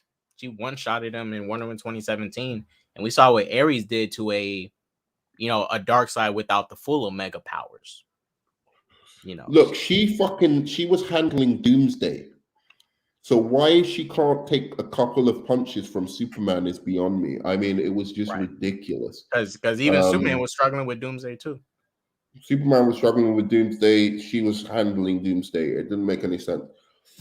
So that being said, I just always wanted to. I've always forgot to ask you about that particular scene. But anyway. Yeah, look, I don't dislike just to make it clear, I don't dislike that scene of his dad saying supportive stuff to him like he should have in the first movie. It's just my biggest issue is just the black suit shit. Like, get that shit out of here. Useless. Wait, what is he talking about when Superman is undermined? First of all, Wonder Woman beheaded Steppenwolf. Aquaman impaled Steppenwolf. Wait. Which? Yeah, but look, this is K-Dots is right on this. The only useful people were Cyborg and Flash. They were the only people who did something that Superman could not have done. Because Superman could have beheaded Steppenwolf. Superman could have impaled Steppenwolf. He could have done whatever he wanted to Steppenwolf physically. Cyborg. The only thing what Superman couldn't do was hack into the boxes. Superman couldn't do that unless he found a way to use brute force to separate them, but you couldn't. You had to literally separate them and hack into it. And Flash with the time travel. Yeah. What? Shut your dirty whore mouth, nah. Save that for Flash solo movie. The day your whore mouth starts saying how Ezra Miller. Hey, but see, they're saving it for Flash solo movie. He's time traveling in the Flash movie, not a team movie. I've been telling you since day this brother is good as the Flash, and all of the stuff he did, he's a fucking idiot for doing. If he did all of that stuff, he's an idiot for doing that. But I've been looking at this guy's performance from day, and I've always kind of thought, I can see what's going on there. I can see what he's doing there. He was never given the opportunity because he's never starred in a full thing where you can understand his whole story and get into him as a character in terms of emotionally investing him. Did you see him in Perks of a Wallflower? Yeah, he's good. Yeah, I thought he was good in that. So, yeah, I mean, but that's really the only movie I've seen him in before Justice League. I didn't really know what other stuff he did aside from him being in Fantastic Beasts 2. I saw him in Fantastic Beasts, and that's really the only times I really seen Ezra do his things was either the DC stuff, Harry Potter, or Perks to be a Wallflower. Dude, he's good in We Need to Talk About Kevin. He's good in this comedy Trainwreck. He's a very, very good actor. And quite frankly, I'm not to mince words about it. I think he's probably a better actor than Henry Cavill. Pound for pound, a better actor than Henry Cavill. I'm sorry. Henry Cavill. I'll have to wait for this Flash movie. Wait, Nerdman. This Flash movie might be better than Man of Steel. Flash movie might be better than Man of Steel. This Flash movie might be better than Man of Steel. I think it will. Yo, it's definitely going to be better. What do you mean? Maybe it's definitely. If it has a story, it's better than Man of Steel. I don't know. I don't disagree. I'm never going to get people repping for Man of Steel. It's so. Wait. All right, you guys. I'm not capping when I say this. I'm not trying to be mean. This is me being honest, Nerdman. A couple months ago, I went on HBO Max trying to rewatch Man of Steel. I got to the opening credits. I was about 30 seconds in. I got bored and turned that shit off. Yo, I'm not lying. I'm not lying when I say that shit. I was looking through the credits of Man of Steel. I was like, I'm gonna rewatch this movie in like full. I got to the first opening credits. 30 seconds in, I turned that shit off. I said, "These credits." When the woman's screaming, I'm giving birth to. Guys, I'm sorry. That's just me being honest. I'm not hating. Not really capping. I was like, wow, I really just did that shit. Oh my god. Them credits, I skipped. So I went to YouTube. I went to YouTube and just went to go watch the fight scenes. That's what I did. I went to go watch some fight scenes. It's better than half the MCU. Man of Steel better than majority of Phase 1, Phase 2, and Phase 3. Yeah, I like aspects of the fighting and the choreography and all of that. Saab was a solid villain. Dude, Plan had some issues, but I'm completely backwards because I think Snyder got better and better and better. I thought that Man of Steel was to me that was the one that had the least balls. No, opening credits, Snyder, the credits, not the scene credits. It took the least the risks out of any of his films in terms of the DCEU. I liked Batman v Superman a lot more than I liked Man of Steel. But I think Justice League is a masterpiece. So there you go. I'm not hating on the guy. I just think he made a mistake. I think he had a bad day at the office. I think he drank the Kool-Aid with this New 52 Superman. Just the problem with the movie. The problem with the movie is it's desperate for Superman to be hopeful and for Pa Kent to be a good guy for it to even make sense. It doesn't make sense because they try and make him dark. That's the problem with it. It would all of that stuff where he's being emo and dark and his dad's telling him the wrong stuff to do, and then he's going out like in the beginning. He's sick. I'm not going to do this again. I'm not.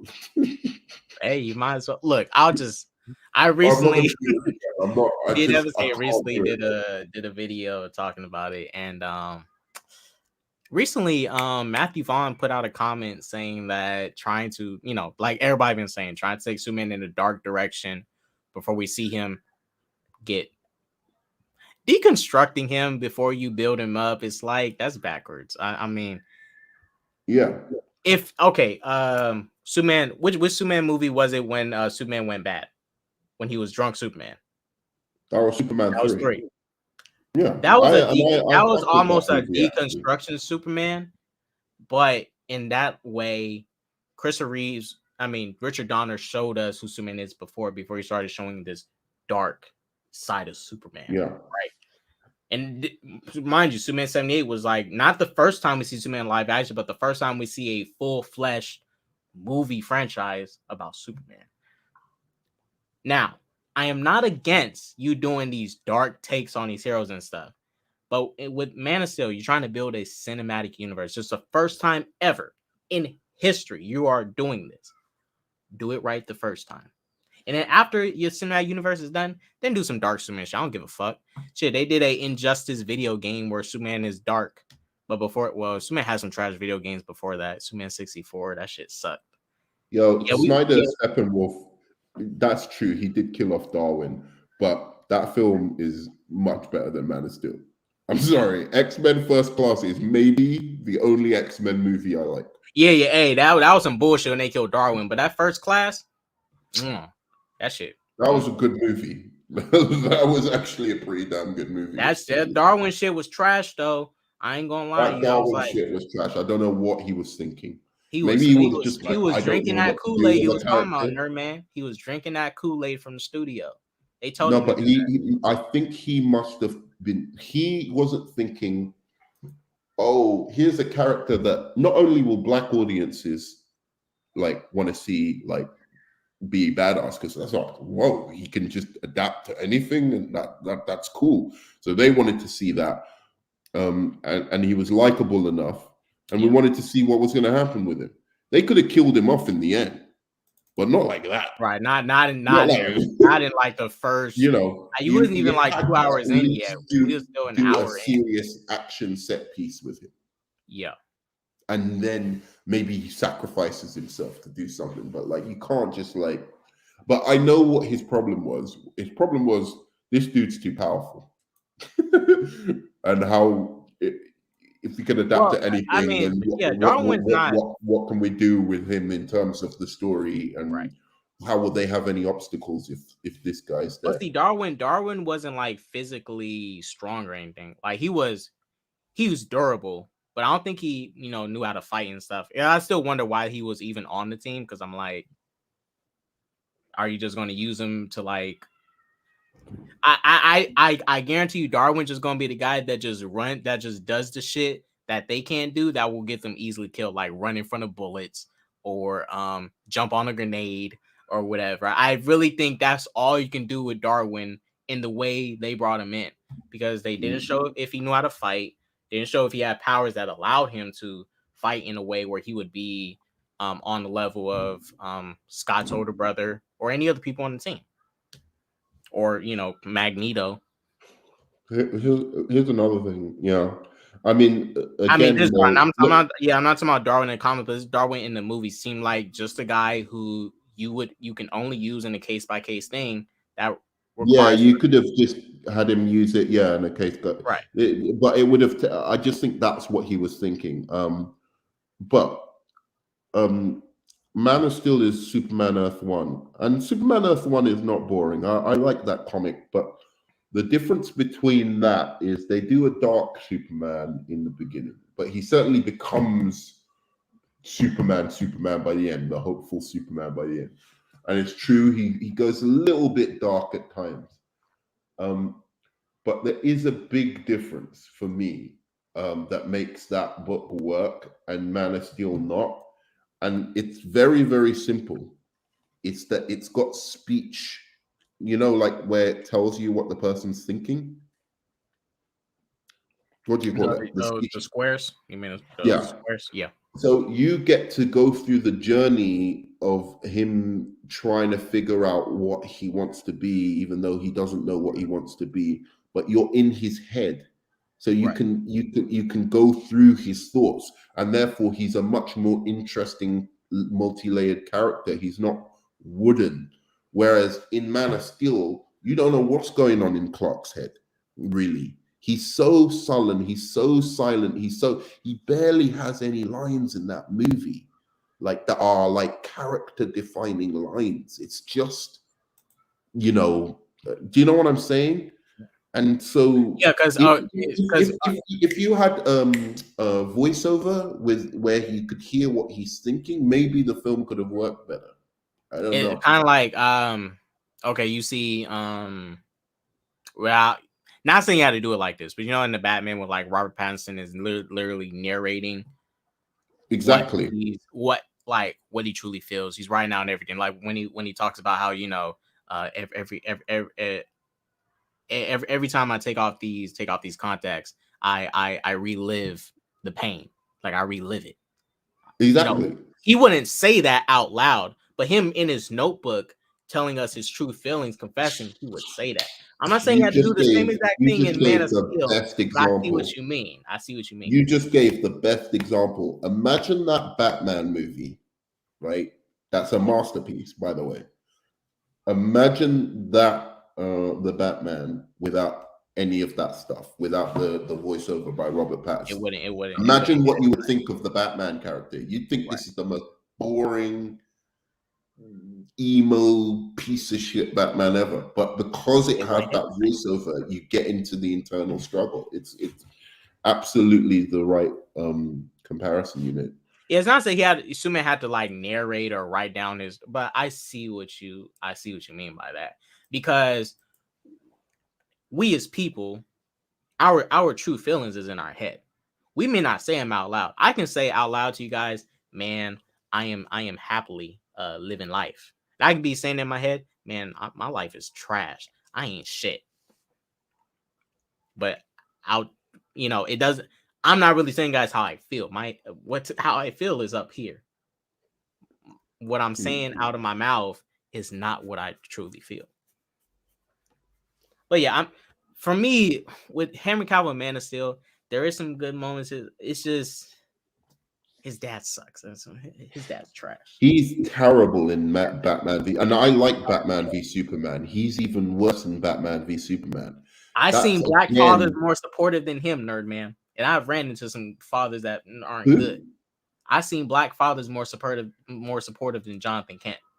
Yes, exactly. But like, he's possibly the worst superhero father of all time, and you're talking about Jonathan Kent, who's supposed to be the best superhero father of all time. There's no superhero father or mother I've seen that's worse than Jonathan Kent. Let me think of one. Odin. Odin. Don't forget Odin. Odin and he was still telling his son the right thing to do. He might have been a little bit harsh about it. He was a little bit strict, but he was. He told. I remember he gave him some stupid. No, his mom. He told him, like, stop being selfish and stop being arrogant. That was the first movie. I'm trying to think. Oh, his mom. Remember Thor's mom in Endgame when he was like basically like damn near suicidal and depressed, and then when she's talking to him, she's like, "Well, you are an idiot. You are stupid." And it's like, wow, you're gonna make him kill himself faster talking like that. Yeah, keep it up. keep it up. Thor might freaking off himself if you keep that up. I think there have been fathers of villains. But yeah, Jonathan Kent movies that have been better mentors than fucking Jonathan Kent. I think, what's his name? The Black Manta. Even his father was a better mentor to him than Jonathan Kent. Oh yeah, if you're talking about it, but going back to Black Manta father pissed me off so much. He was bad. An idiot.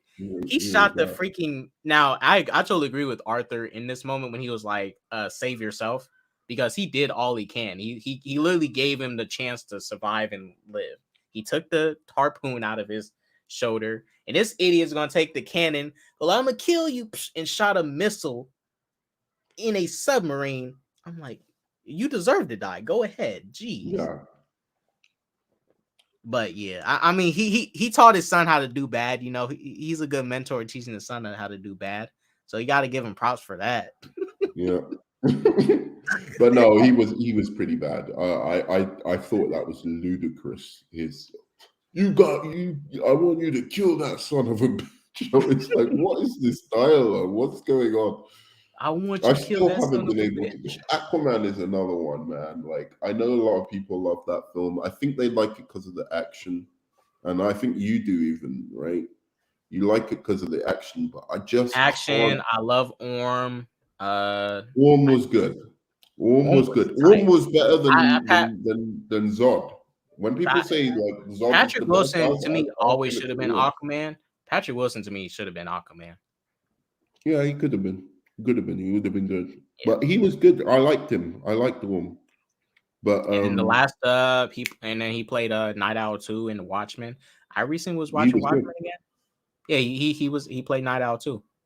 It was good. Watchmen. Actually, I would have made him Superman. Patrick Wilson. Patrick Wilson. I would have made from watching Watchmen. I would have liked to see him do Clark Kent Superman. I think he could have done a really back when he was that age. Do you know what I mean? You look at it. Just look at a picture of him in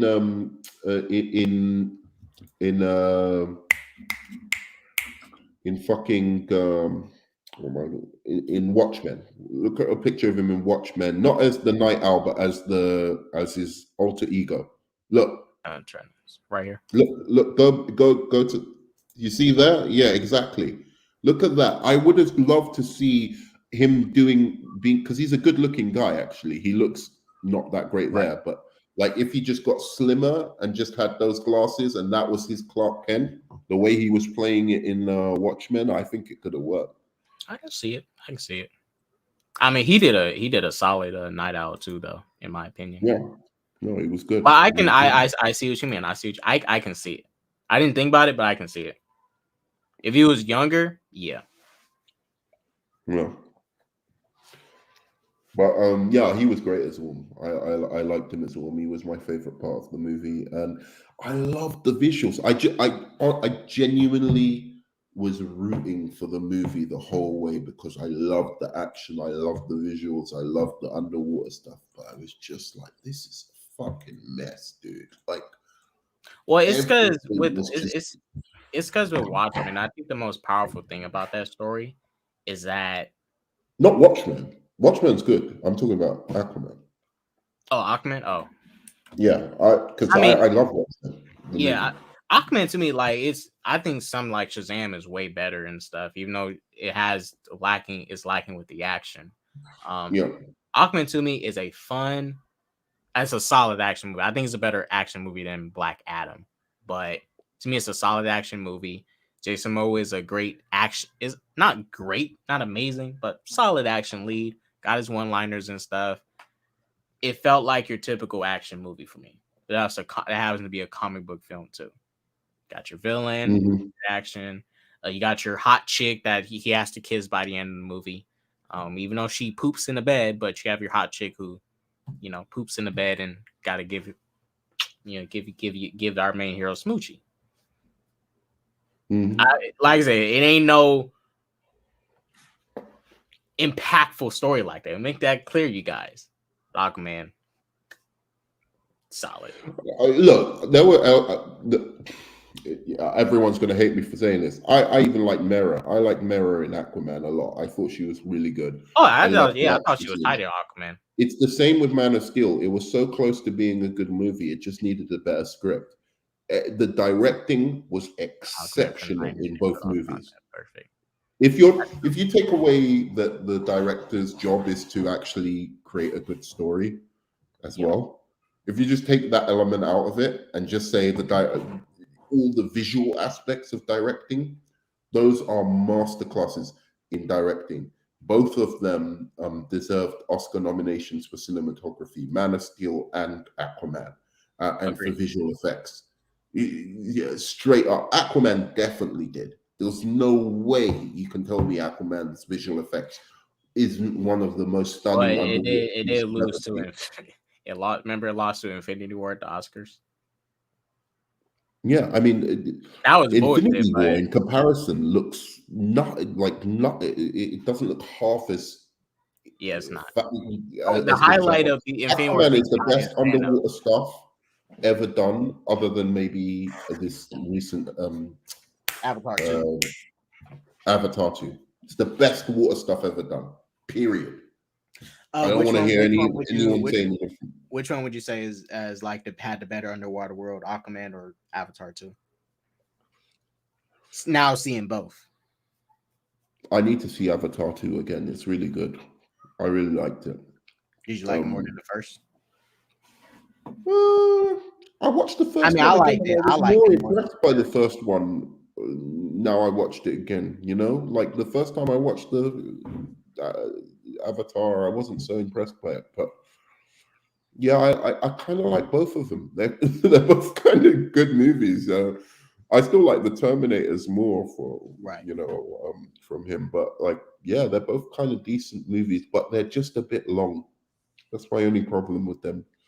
Little bit on the long Avatar side. 2, even though I like it, it could have been a lot shorter. Because a lot of that movie was a lot of world building, which isn't bad. You know, you're trying to build out this next tribe that you got to introduce us to, but a lot of time could have been cut down. But then I'm like, man, should it have been?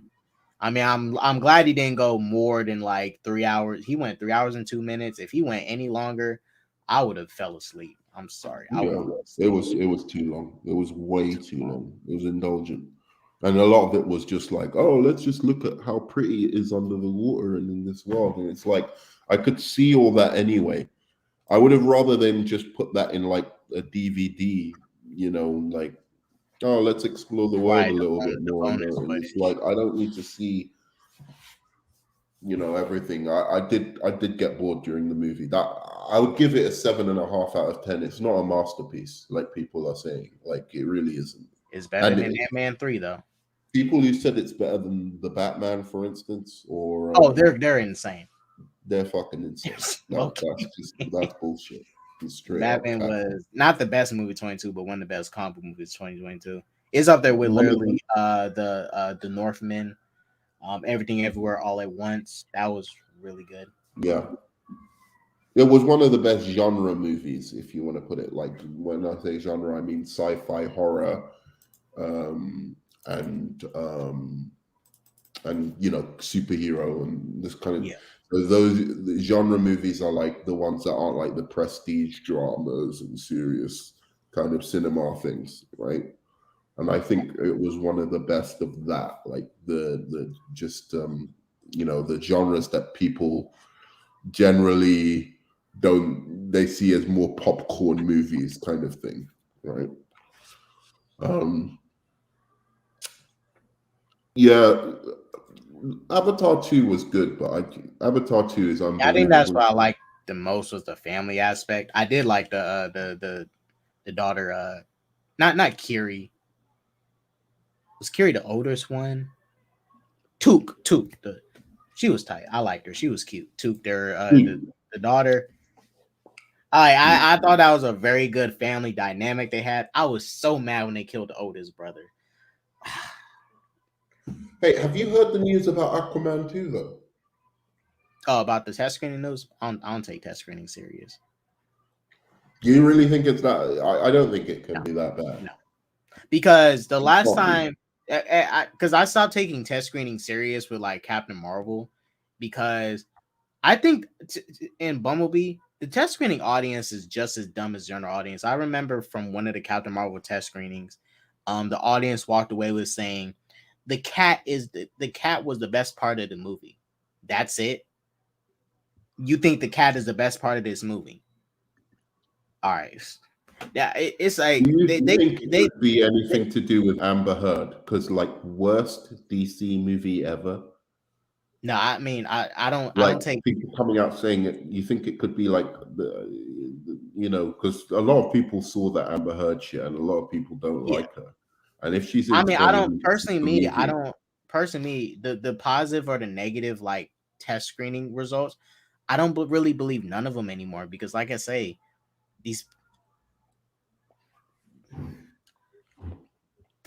for the same people who saw the Black Adam test screening liked the Black Adam just as much as Batgirl, right? So it's like, should a Batgirl have been canceled by that logic then? If it was rated the same as the Black Adam, which didn't do that well financially or help Warner Brothers at all. Like, I don't really take the test screening scores serious in general. I don't think Aquaman 2 is going to be bad. It might be a step down from the first, but if I'm going off the test screenings, I don't really trust them. I can't trust them. I can't. Like, not after shit like Captain Marvel, where these people go into it giving like the worst, not criticism, but like the worst feedback ever. Like, you thought a cat was amazing about the movie. The cat's barely in the movie. The cat's in the movie for like trash. Yeah, the cat's in the movie for less I than remember people gassing up that cat so hard. It was like, Norman, the cat's in the movie for less than 6 minutes. Like 6 minutes. The cat's barely in the movie. How is the cat the best thing about the movie? So I don't take test screening series. I don't listen to these people. And then for the test screenings for Bumblebee, people said, "Oh, this movie's great. Michael Bay being gone." It's like an old man in a broken. We like the Batman. Get over it. You know what I'm saying? Every time we hear you say we like the Batman, it's like, fuck you, man. Hanzo cannot admit that the Batman is better than Ant-Man 3. The Batman is better than every MCU movie ever made. It's not just better than you know, like a few of them. It's all of them. There's not a single one that can hold its fucking cow. None. Not even a Take game. that in your pipe and smoke it. Thoughts on James Gunn saying Superman is going to be 30? Is he? I don't remember. Why is he making him 30? I thought he's making him young. Yeah, he's making him 25. The last thing we heard was that he's going to be 25. He's going to be 30 now. I mean, but if Batman's going to be at his fourth Robin, I mean, you might as well make Superman 30. Shit, I still don't like that. I just think it's stupid. Then you might as well just go with fucking Cavill. I mean, what's the point?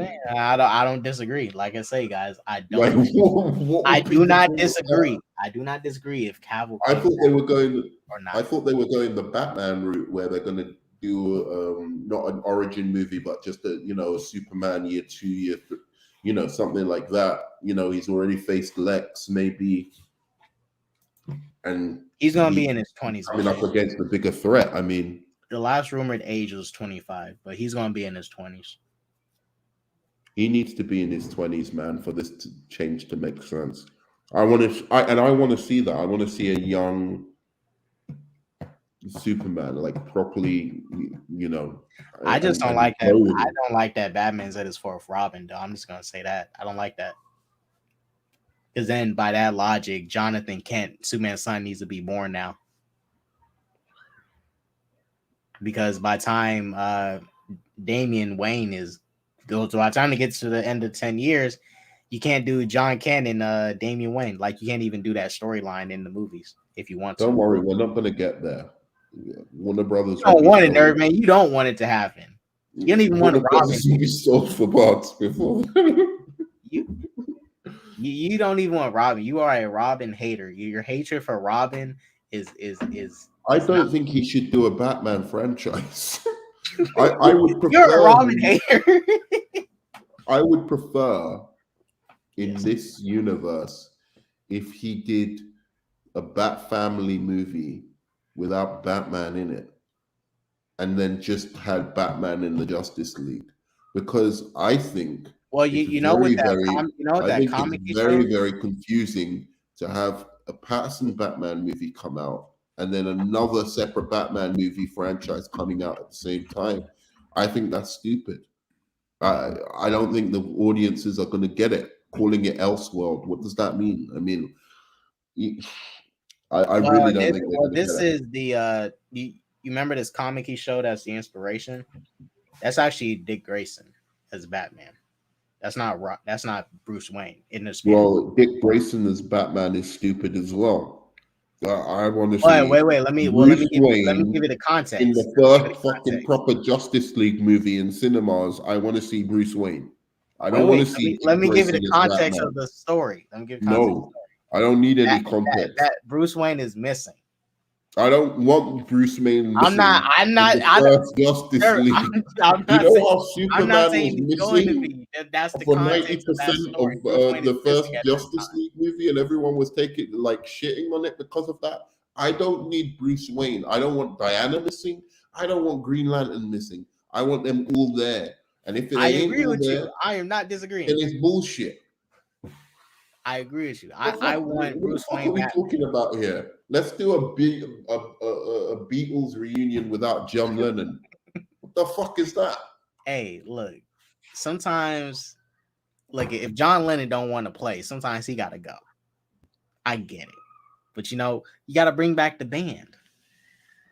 Can't bring back the band without John Lennon, bro. If James gonna do that, bro. Yeah, if that's Dick Grayson. Yeah. I hope it's not the rumored, I want the Bat Family. The Bat Family's gonna show up in this movie, but I don't want Nightwing to be taking over as Batman temporarily. I want to see him as Nightwing in this movie. So he better show up as Nightwing. I want to see Jason Todd. I want to see Tim Drake as Robin. Well, Red Robin, not Robin, Red Robin. And Damian Wayne as Robin. And I want to see Batgirl too in this movie. I just think you could there's enough knowledge of Batman that you could just throw him into the Justice League movie. Focus, got your Batman franchise that's successful. Focus on Green Lantern. Focus on Superman. Get Wonder Woman going again eventually. And maybe try and throw in a Martian Manhunter. But generally speaking, that's why I think the slot should have went to Martian Manhunter, that Batman Brave and the Bold movie. I would have given it to Manhunter. He's the one who needs it, honestly. Manhunter or hell, throw. Come on and say that shit to our face, bro. I know he would. I need to go in I need to go in 10 minutes. But come on and say that shit to our face. You are so full of shit, bro. Yeah, in about 10 minutes, we is gonna get ready to end, guys. Like I said, I was waiting on Nerdman to get here, do these topics with us. Also, if you do want to come jump in real quick, the link is in the group chat. Why can't you just let people be happy with their shit? I let you be happy with your trash. No, man. I let you be happy with your Ant-Man fucking and Quantum Mania shit.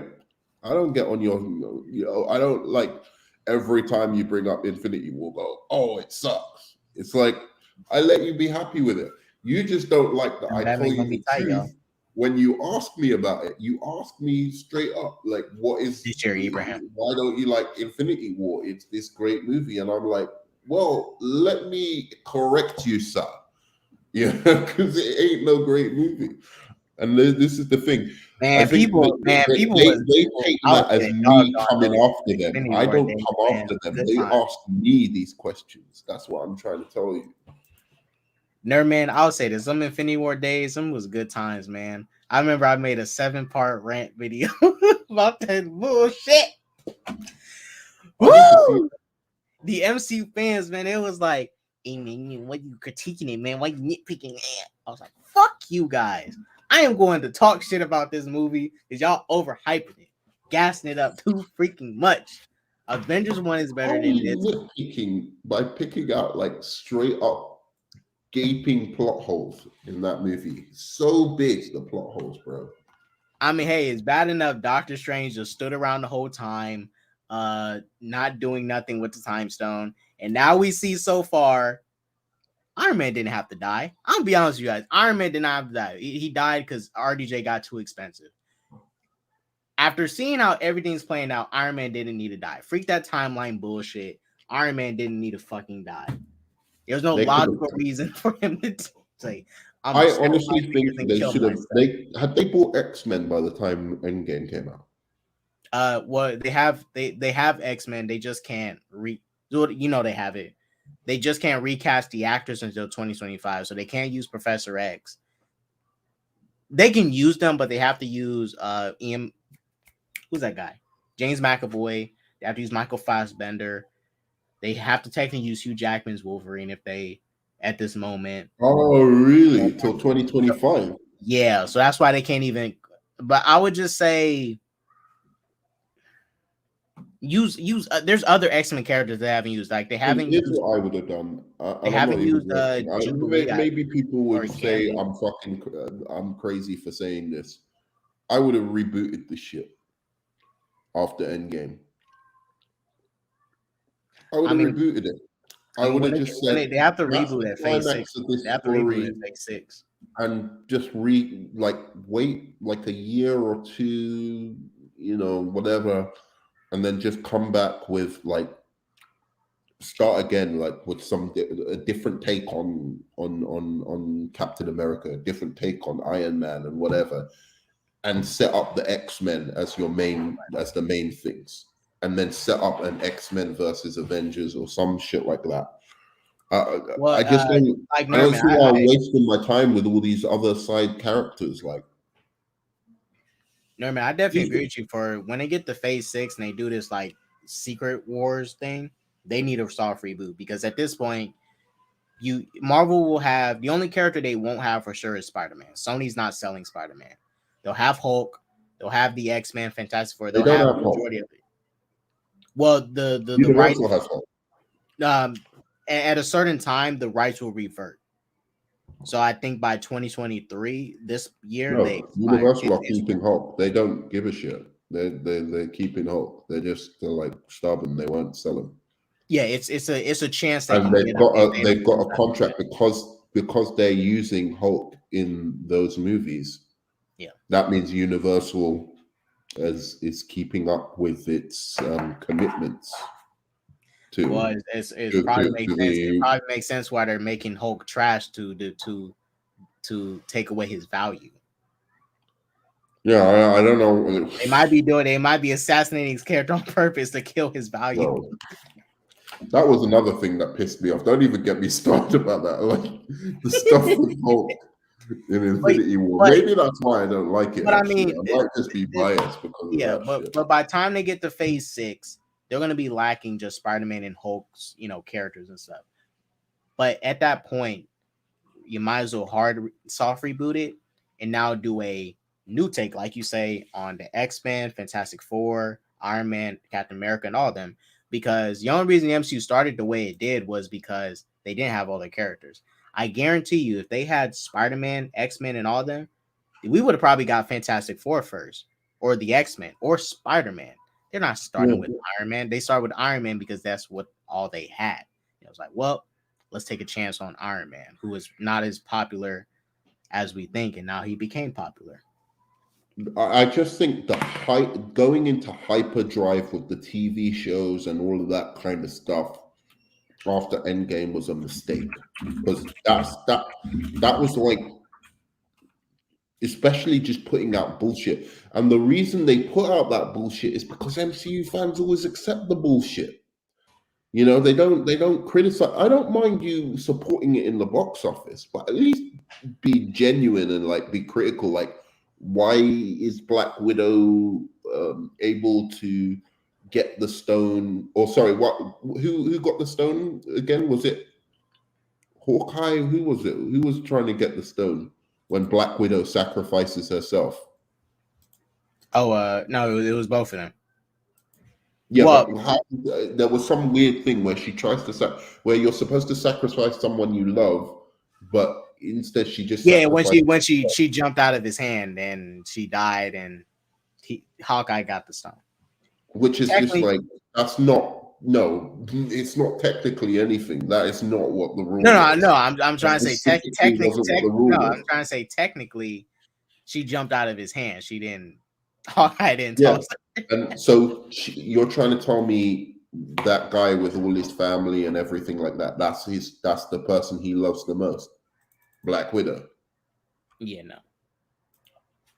Like more than your daughter, you're supposed to give up the thing that you love most. That was the whole fucking idea. It was nonsense. And there were so many stupid things like that. And you bring it up to an MCU fan and they just they gaslight you, basically. They literally try and gaslight you when you bring up like straight up plot holes one after the other in those films, and yet they still have the gall to like annihilate one little thing, or annihilate something in the DC universe for those very same reasons, and it's bizarre to me. Well, and you don't justify DC when they do stupid shit. Yeah, and this is why I can understand that something with a better track record can get a pass, but it's like it's that double edge, because it's like you still have to be fair about it, because Ant-Man 3 is trash. Oh, not trash. It's average. It's not trash. It's not trash. It's average. But like when a DC movie comes out and it's just as average, it's like people got to dunk on it harder. It's like, nah, they're both average. Like I put out a post earlier saying Black Adam and this movie, they're both average. They're both average. One movie has a better villain. The other movie has a weaker villain.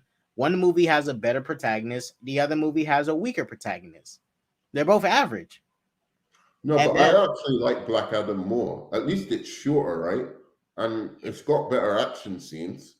And the action scenes like kind of make sense. And they look cool. Those action scenes in Black Adam were worth the price of admission. And it was a simple story. And I was like, I just didn't like that final fight with Sabak. It was too short. But other than that, the action. Come on, that shit with Hawkman and stuff. I was like, that. This was like having a live action Justice League Unlimited cartoon come to life. That's how I say about Black Adam. That being said, I have to go. I apologize. Oh, no, it's all good. I'm just going to get ready to end it on a good note. Thank you, Nerdman, for coming in. Peace, guys. Thank you all for watching. I mean, that's pretty much our stream. Finally got my little. Oh yeah, so next month we are jumping into the month of Attack on Titan. We're jumping into the month of Attack on Titan. 1 hour special drops. Expect a reaction to that 1 hour special. I wish they would just drop that shit in theaters, because I will go watch that shit in IMAX. It's a 1 hour special for part 3, part 1. So this Attack on Titan season 4, part 3, part 1. They release part 2 later this year. I don't know why they don't release all that shit at once, but they're trying to drag this out and generate as much hype as they can. Reaction to that is coming next month. Oh, I'm so ready for that shit. I'm ready for it. Oh yeah, Ant-Man 3 is mid. Wakanda Forever is trash. DC's on top. Flash is going to destroy all these MCU movies. Jonathan Majors is the GOAT. Chris Brown, I'm not mad at you anymore, bro.